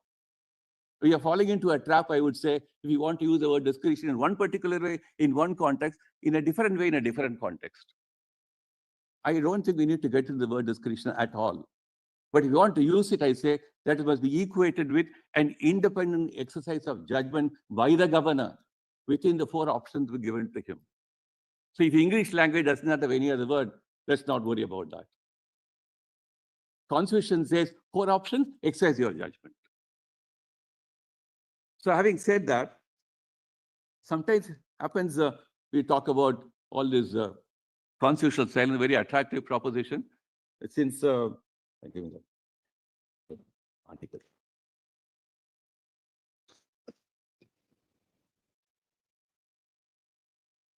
Where is it?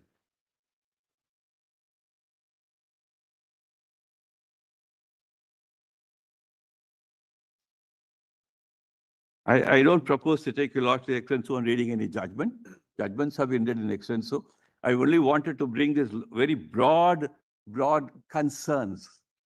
And I think once the broad concerns are appreciated, I'm sure the lordships will take a view as to where a line will be drawn, or the court will not say that we are not deputy legislators and to draw lines which the parliament will draw.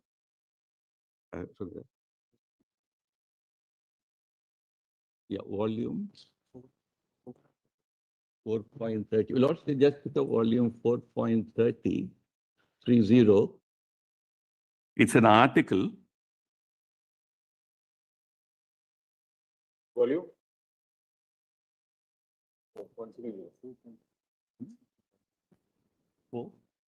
Volume 4.30.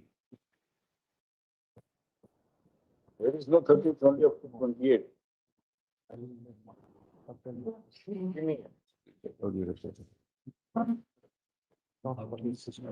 talking to some computer, right?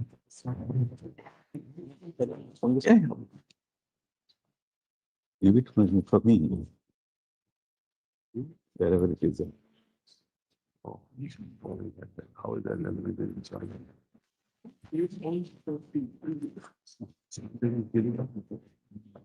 How will you do that?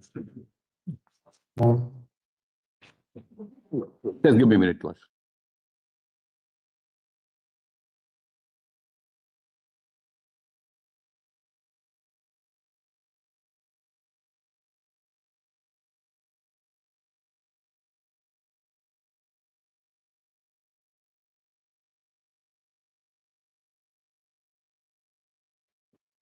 Reasoning process. I was talking about the composite reasoning process involved in how the governor will act under Article 200. Or when it's in the context of whether it's a writ petition maintainable, justiciability before it becomes a law and all that. The court will necessarily go into the question, what reasons are good, or reasons are adequate, or reasons are inadequate. So the endless conundrum of the engagement of the court in testing the governor's independent exercise of judgment. So you can have any number of tools to say that a principle, and therefore I'll lay down some guidelines. So that is it.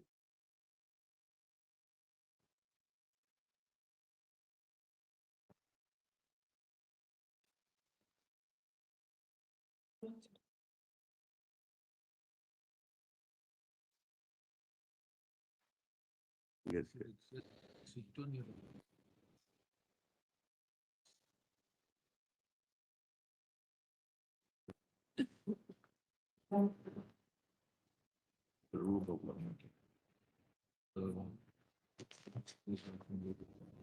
Some article. At page 10237, the paragraph conclusion. 10. At the bottom of that. Then how do we read it? Reading that. Yeah, I mean, There is no paging, so tell us the internal paging. Which volume? Oh, I'm sorry. It could be page 934 of this article. At the top, you'll also have that page number. Are you referring to, Mr. Attorney, are you referring to this article, the general principles on constitutional law? Which page you're asking? I'm sorry, Lord. Are you referring to the article of the general principles on constitutional law in the United No, States? there's silence, there's some article, I think. Not correct. Correct it, now, yes. What is textual and this?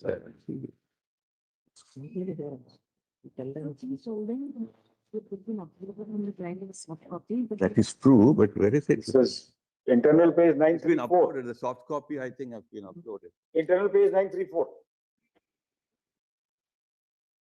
PDF 395.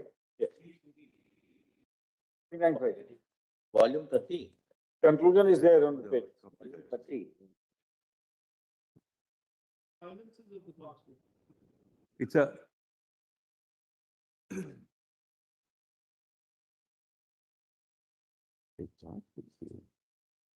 The silences of constitution. That's it. Volume 30 is all. Soft copy volume क्या है? Yes. 4.30. Yeah.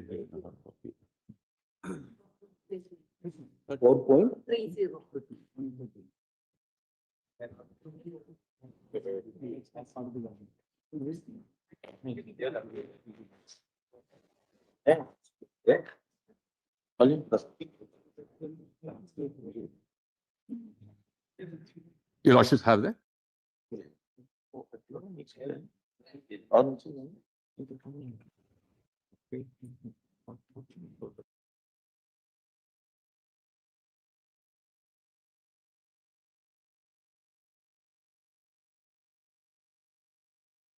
Yes, so the lordships get it. Yes, please. Excellent. Your lordships have it? Yes, yes, we have the manual copy. It's a fairly short one, but I thought let me take your lordships to the conclusion part of it. Probably the page number at the top is 10237. The last paragraph 4 of this conclusion. 10237. Okay, all right. Right. Your Lord, does Vikramnath has that? Yes, I am inclusion. I was the first one to have. Certainly, your lords are ahead of me. ये वो नहीं. 4.30 silences of constitutions. The conclusion part you want to read, paragraph 4? I wanted the conclusion part. Yes. Because it talks, it's a very interesting quote from one American called Benjamin Constant, and how the American and English experience has analyzed here. Right. Yes, Mr. Attorney, read it. So why I want to place reliance on this is since I'll read it. Yes. Why I want to place reliance on this article is since we are trying to explore, is Article 200, is it a case of a silence of the Constitution? Or anything around Article 200 there is silence? Or if at all there is silence, how do we deal with that?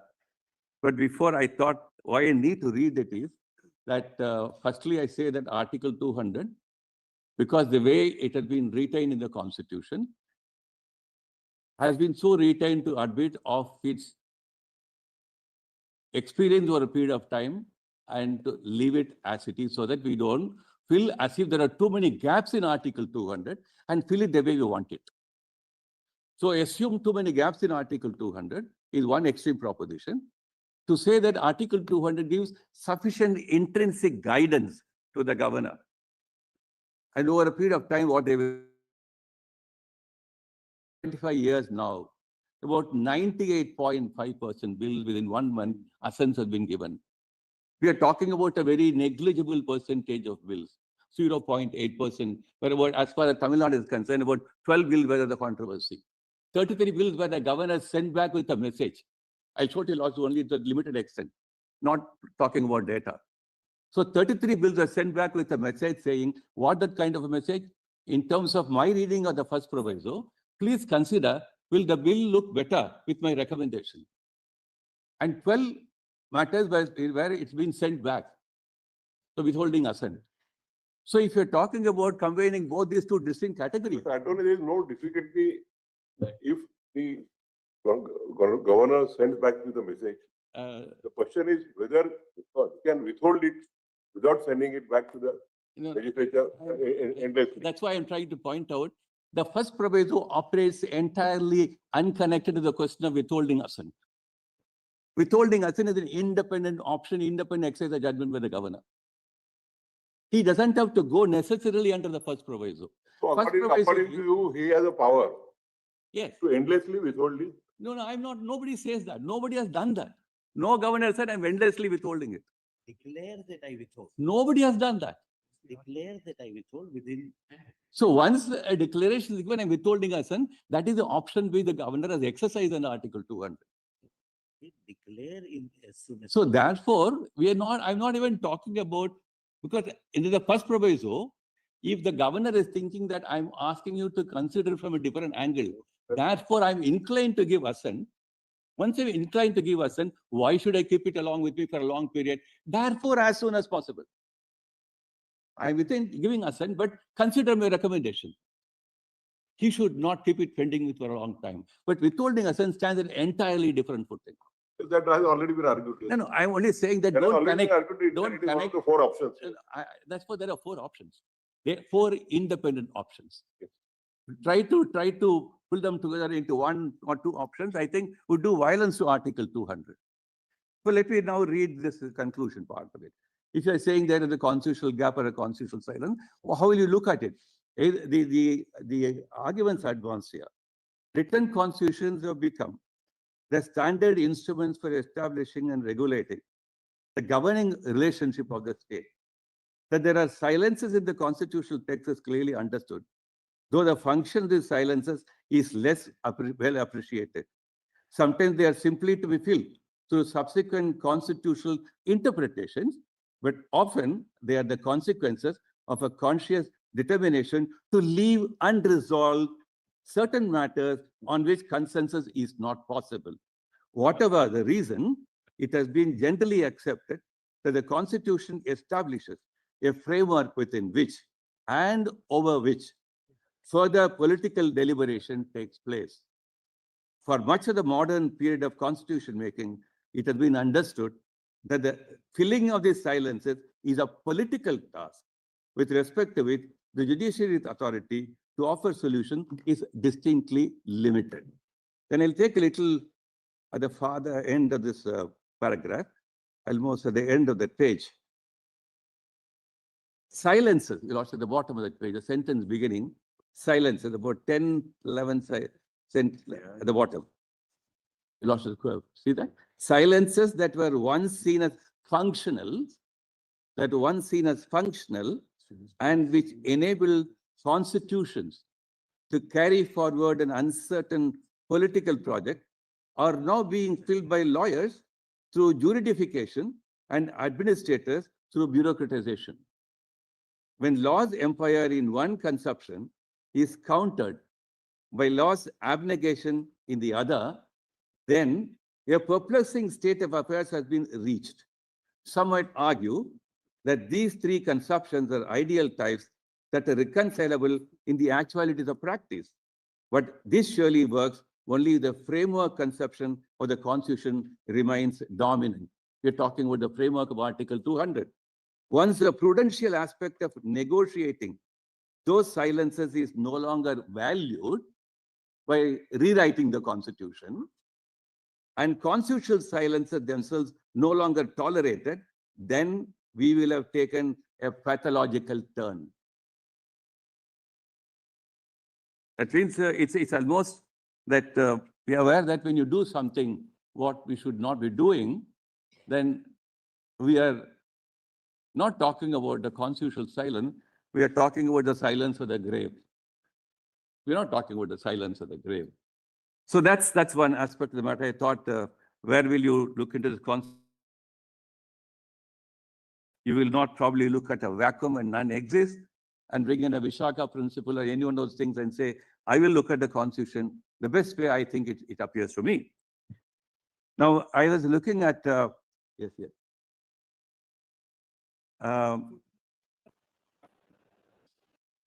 Footnote 35. Yes, it is interesting. I hope I hope I read the article in entirety. The judges will read it in entirety.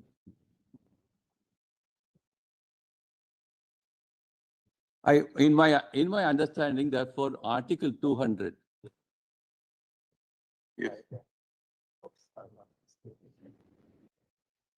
Yes, because. Article 200 is a legislative process. It's a special class of legislation. While I'm not talking about pocket veto and all that, I'm not talking about that. But in the American understanding, I'll just place your lordship's. No, I want to. The learned solicitor has objections to referring to I'm sorry, Lord. the US or the. No, I'm not citing any judgment. That is my personal view, But not the central government's view. Yeah, but when in last 75 years, our constitutional jurisprudence is so much developed, should we again go back to the articles But from I just American make jurisprudence? a little detour. But there is no aversion to foreign judgments. There are foreign judgments cited by this court, accepted by the constitution benches. But borrowing the principles, policies, ideologies, and culture and making a jurisprudence out of it is objectionable. No, over the last 75 years, our Supreme Court has developed jurisprudence.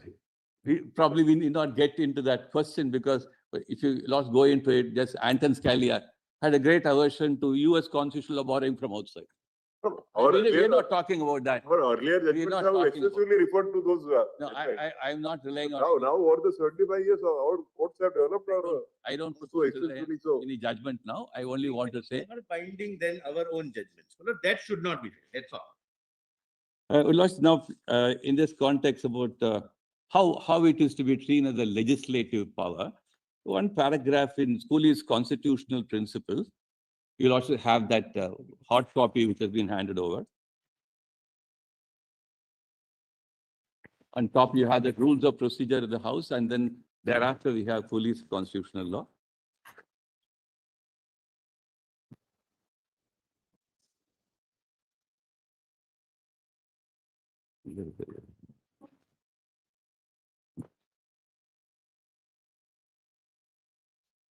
Yes.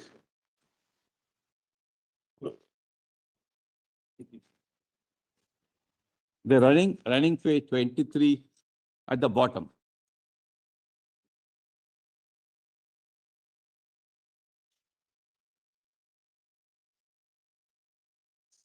I suppose wherever the power to assent or approval given to bills is available, wherever they are, I think the theme must be the same. It can't be different because it's in US Constitution. It can't be different because in some other constitution. So at page 23, the paragraph beginning the veto power, Lord Chief Justice has that page? 23 at the bottom. Yes. Power to veto legislation which is conferred upon the president makes him in effect a third branch of the legislature. The power is legislative and not executive. And the questions presented to his mind are precisely the same as those the two houses of Congress must determine in passing a bill. Whether the proposed law is necessary or expedient, whether it's constitutional, that means we are talking about constitutional complaints, whether it is so framed as to accomplish its intent, and so on are questions transferred from the two houses to the president with the bill itself. Though in the US Constitution, the larger power, subject to whatever limitations in Article 200, the nature of the power will remain the same. It's all missing. I'm sorry. But it's a procedural system. No, that's what I'm trying to point out. When the question that will be present before the president, namely constitutional complaints. I'm talking of constitutional complaints. Yeah, the governor looks at the constitutional complaints. Back to back. Both sides. US is the past. Look at the back side. You lost it down get? All right. Where at 23 at the bottom. Read the one, Minister. It says the power to veto legislation which is conferred upon the president makes him in effect third branch of legislation. Power is Read further. And the question presented to him. His mind or. President has the power to veto all those two houses. And the questions presented to his mind are precisely the same as though the two houses of Congress were determined in passing a bill. Proposed law is necessary or expedient. I am not talking about that, but it's constitutional. Whether it is constitutional, whether it is so framed as to accompany the intent and so on, the question transferred from the two houses to the president with the bill itself. Therefore, notwithstanding the differences between the scheme the US president may have under Article Section 7 of Article 1, 2 of the US Constitution, the essential, the core essence of an assent domain is that, is it constitutional? How does it help you? No, why I'm talking about the constitutional compliance principle, application of mine is legislative in character. It is not executive. Therefore, if it is legislative in character, then can the president, even with the federal, with the presidential system of the governance that they have, will they observe that the power is with the legislature? With all that well in place. With And all therefore that the power of veto is to please don't misunderstand me saying that your president is equated. US president, I'm transplanting him into governor's position. I'm not doing that. I'm not doing it. Then here the No, king is worse off. The Here reason the why, president is elected directly by the people. no, the reason Still why, he can't exercise You his are true right. power. let Can an appointed governor who is not even can that's understand why a I'm president who is elected by both the houses? No, that's why I'm trying to point out, how do we really look at Article 200 after all we have said the Constitutional Assembly debates? If the essential, the core function of the governor is to say, in the course of withholding an assent, what do they do? Is the bill constitutionally compliant? The constitutional compliance of the bill is a question presented to the governor. And what will he do with that question? Therefore, when he says that I will to find out his constitutional compliance, is it an executive function? The questions which the governor will pose to himself or herself will be, how do I look at the... Rather than supporting would be against you. No, let me expose you. The questions which the governor will pose to herself will be, I look at the provisions of the Constitution. Does the bill comply with the provisions of the Constitution? Does it transgress the constitutional provision? Is there a conflict within constitutional provision? All those are questions which are legislative in character. Whether the proposed law is necessary or expedient, No, whether it is I'm not constitutional, whether it is to be uh, framed or to very- accomplish its intended, uh, and so on, are questions all within the domain of legislature. No, I'm not saying that you apply it entirely to the governorship. I'm not saying that. I'm only saying constitutionality.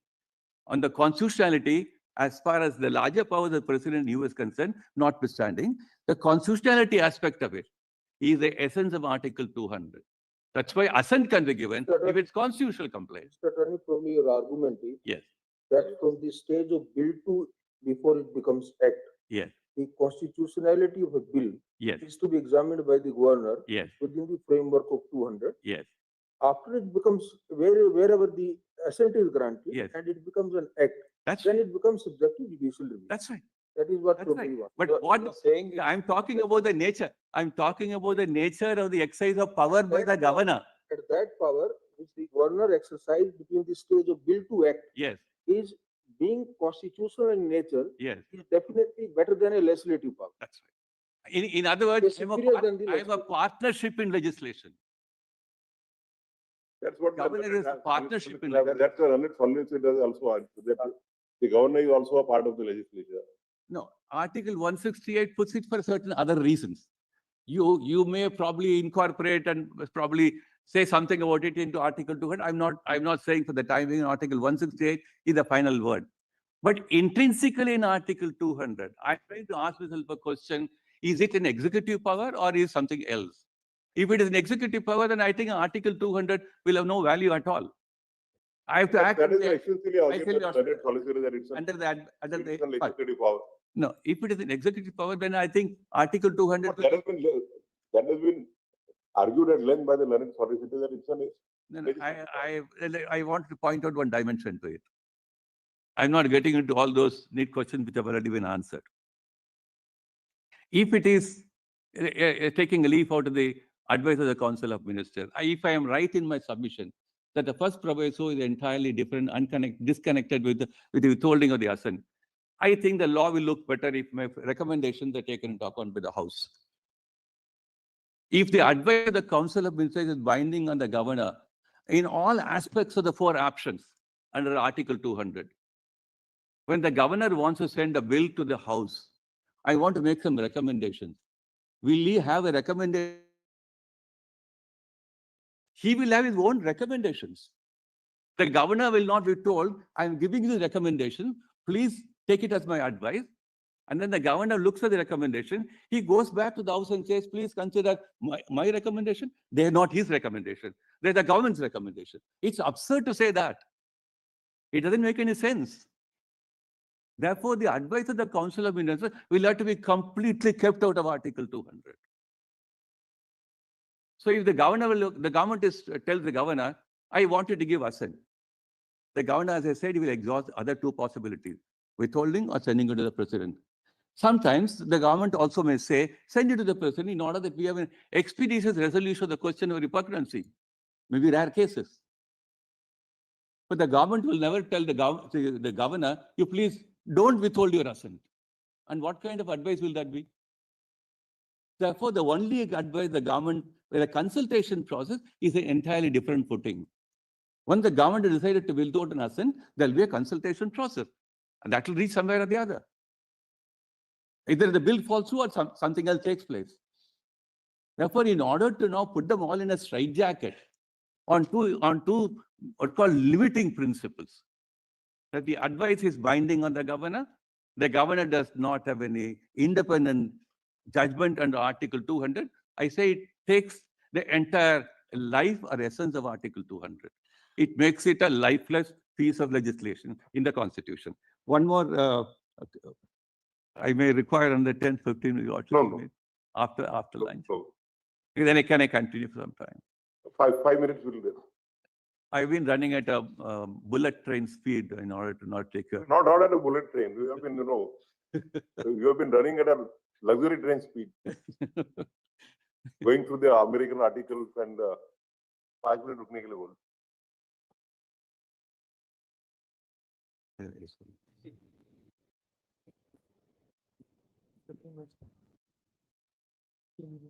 I'll just take another 10, 15 minutes for Lordship's break, and Lordship will not mind. I'll try to run through my submissions. We'll go through your submissions. No, your Lordship will certainly go through my submission. I have no doubt about that. Nobody has a doubt about that.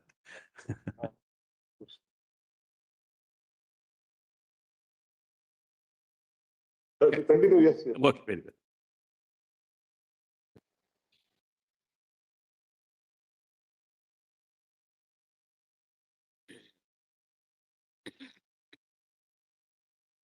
I was trying to understand for myself if Article 200, a pre-law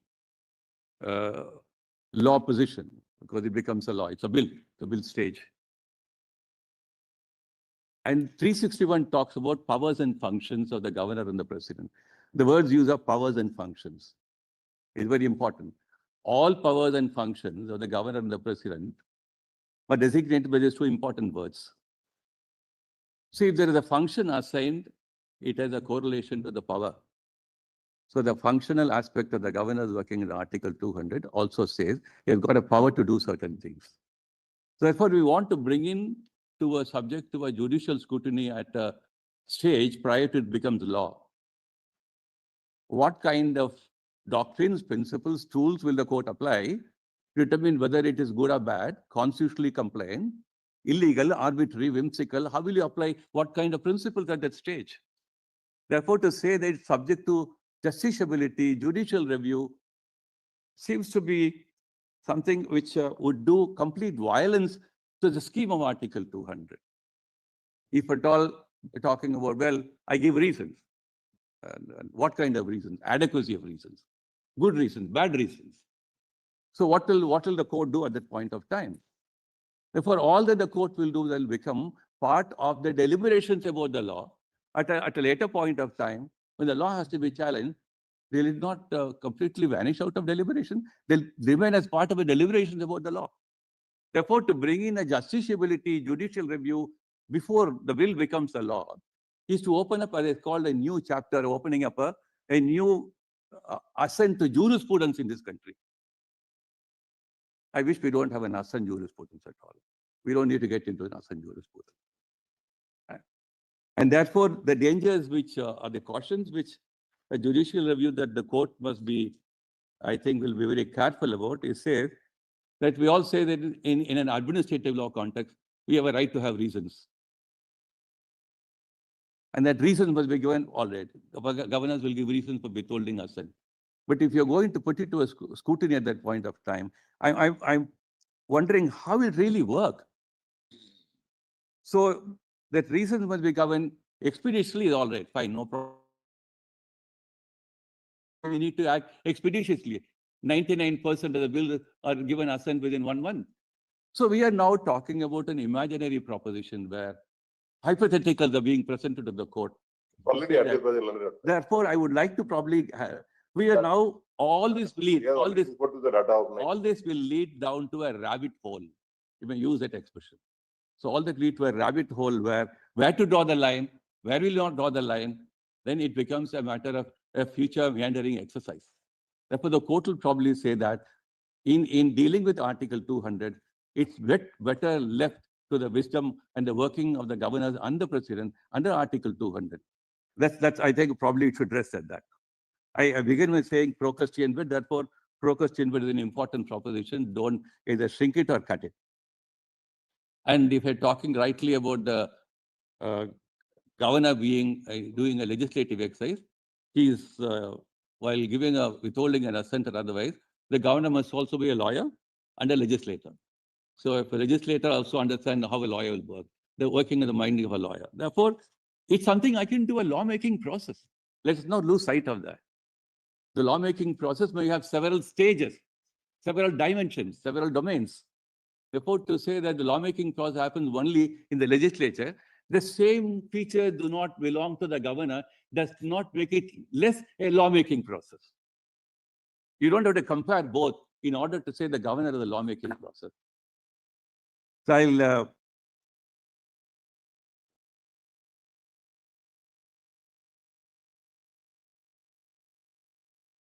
one final argument in my written submissions, I've dealt with that, on the parents patriae argument.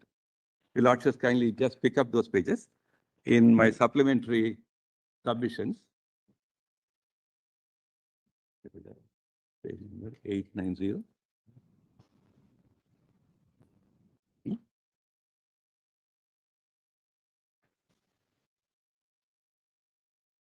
Page number 908, it is volume B. 1.11.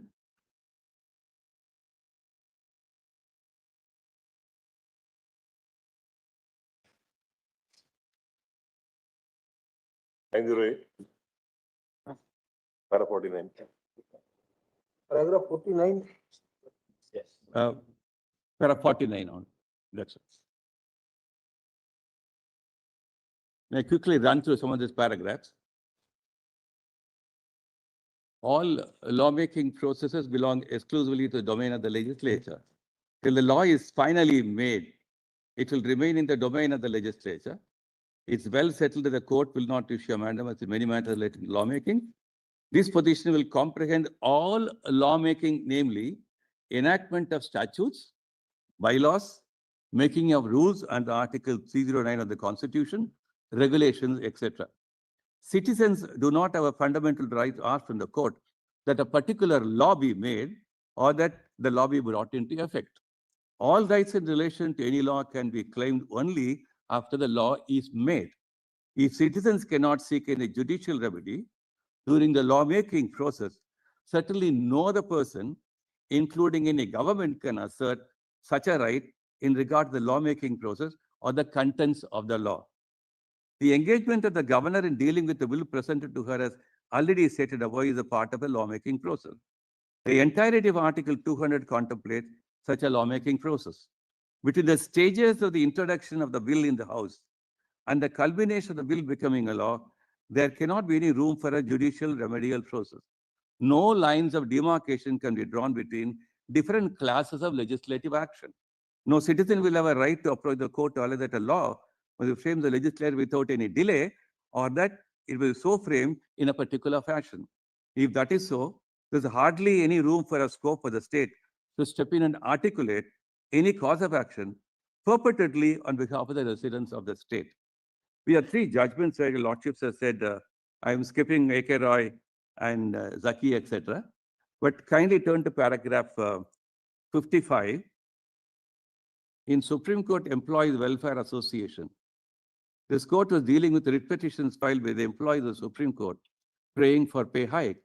The court, while noting in paragraph so-and-so that the Chief Justice of India, by virtue of the constitutional grant, exercise legislative power when he makes rules under Article 146(2), held that the power of the President and the proviso to Clause 2 of Article 146 to approve or disapprove the rules made by the Chief Justice is legislative in character, and no mandamus was consequently issued in that regard. The President's approval to the rules made by the Chief Justice of the Supreme Court under Article 146(2) rulemaking process and the assent of the governor towards completion of the lawmaking the Legislative Assembly are clear parallels. Now, the much emphasis has been laid on the Charan law also would argue that the state may act on behalf of the citizens in its capacity and role as parens patriae. However, the selective reliance on the judgment has led to a misplaced and misconstrued understanding of the concept of parens patriae. The Honorable Court, while dealing with the concept, ultimately noted that if the act in question, which is enacted in recognition of the sovereign to act as parens patriae, in a special situation where the citizens had been victims of a wrong, which at their own level and reach could not have been redressed. The court also importantly cautioned that conferment of power and the manner of its exercise are two different matters. Then again in Aruna Shanbach, I read two paragraphs, paragraph 58, it's para 126 and 130. The doctrine of parens patriae had originated in so-and-so. It implied that the king is the father country and the obligation so-and-so.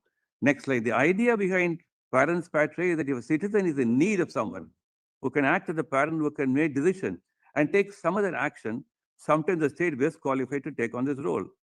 In our opinion, in the case of an incompetent person who is unable to take a decision whether to withdraw life support or not, if the court alone as the parens patriae ultimately must take the decision, though no doubt the views of the near relatives, next friend, and doctors must be given due aid.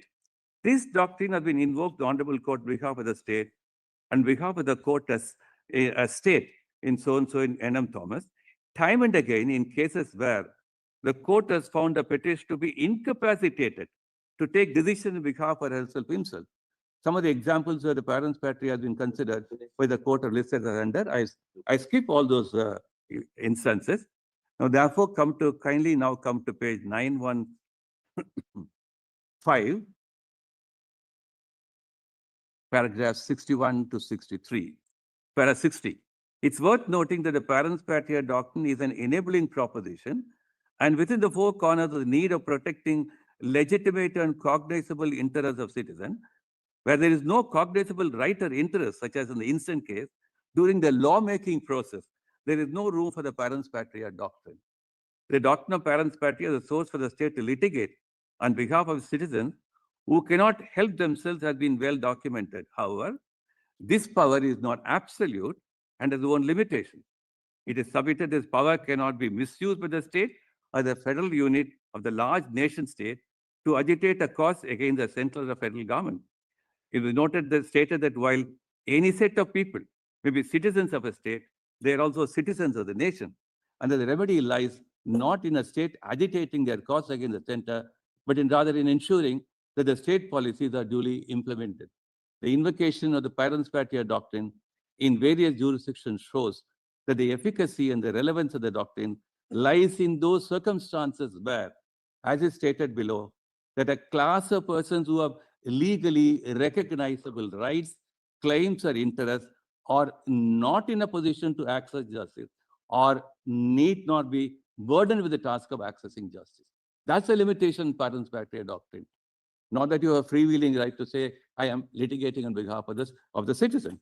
So paragraph 64, finally, that's why the state of the parens patriae is duty bound to provide assistance to all its citizens, And especially to those who may not be able to protect themselves on their own, the state cannot and ought not to resort to risk jurisdiction to seek mandatory writs against the central government, which also acts as a parens patriae to the citizens.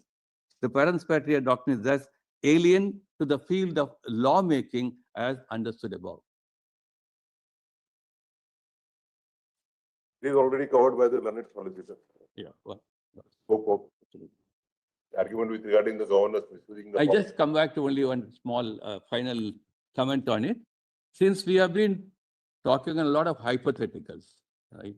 I'm not saying the court will act on my statement of the data or their statement on it. I'm not talking about that. Since we're talking about hypothetical being present, the reason for the court to necessarily read Article 200 in a particular way. You lots have seen. The reason for the court to read is because of the presidential reference. In the kindly turn to page 920 for a minute. There are two. We are not going to go into that. No, I'm not asking. That we have already told the I learned. am not asking lordships to have any comment on the data and use it as a basis for the answering the reference. I only want to draw attention to this fact that, can you turn to only two facts in Appendix A and Appendix B? Why I am talking about it, this is a useful data to find out whether my interpretation or anybody's interpretation of reading Article 200, I don't want both extremes to be looked into. I'm not saying 95% is then therefore condone this. Don't look. I'm not saying that. But it's an important pointer for the court. It's a very important pointer for the court to understand whether the extent to which a court will go in reading. This is already placed on record by the learned solicitor also. You know, okay, just look at this. It's already placed on record by the learned solicitor. One way of looking at it. That's all. What I'm saying is on page 920. Beyond the reference.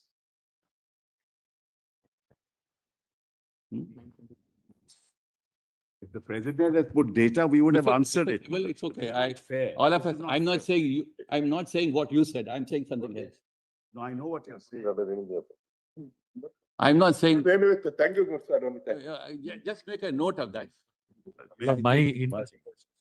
May I take Malas 90 seconds if your lordship permits me? I'm not going to argue. I'm not arguing, Malas. I just want to point out. I'm not arguing. One second. I'm not arguing. I just want to point out that this thing that my learned friend is. Yeah, he's pointed out this withholding assent. That declaration applies also to granting assent for sending it to the president. I'm not arguing. I'm just pointing this at. See, for God's sake, don't think I'm arguing the matter, mother. The other. 200 says. My learned friend. All right, I will not say anything, mother. Yes, It's very unfair. Mother, I didn't want to say anything about this because your lordship will not go into the data. It's what Mr. Solicitor only pointed out how in a given case. My intervening application alone. one case the governor withholds, I am entitled to come to court and say, how is he withheld? Lord, yesterday I Forget mentioned. about the data. So it has been a very enlightening debate. Thank you very much to all Lord, of you. yesterday, my lord, I mentioned my intervening application may be allowed, my lord.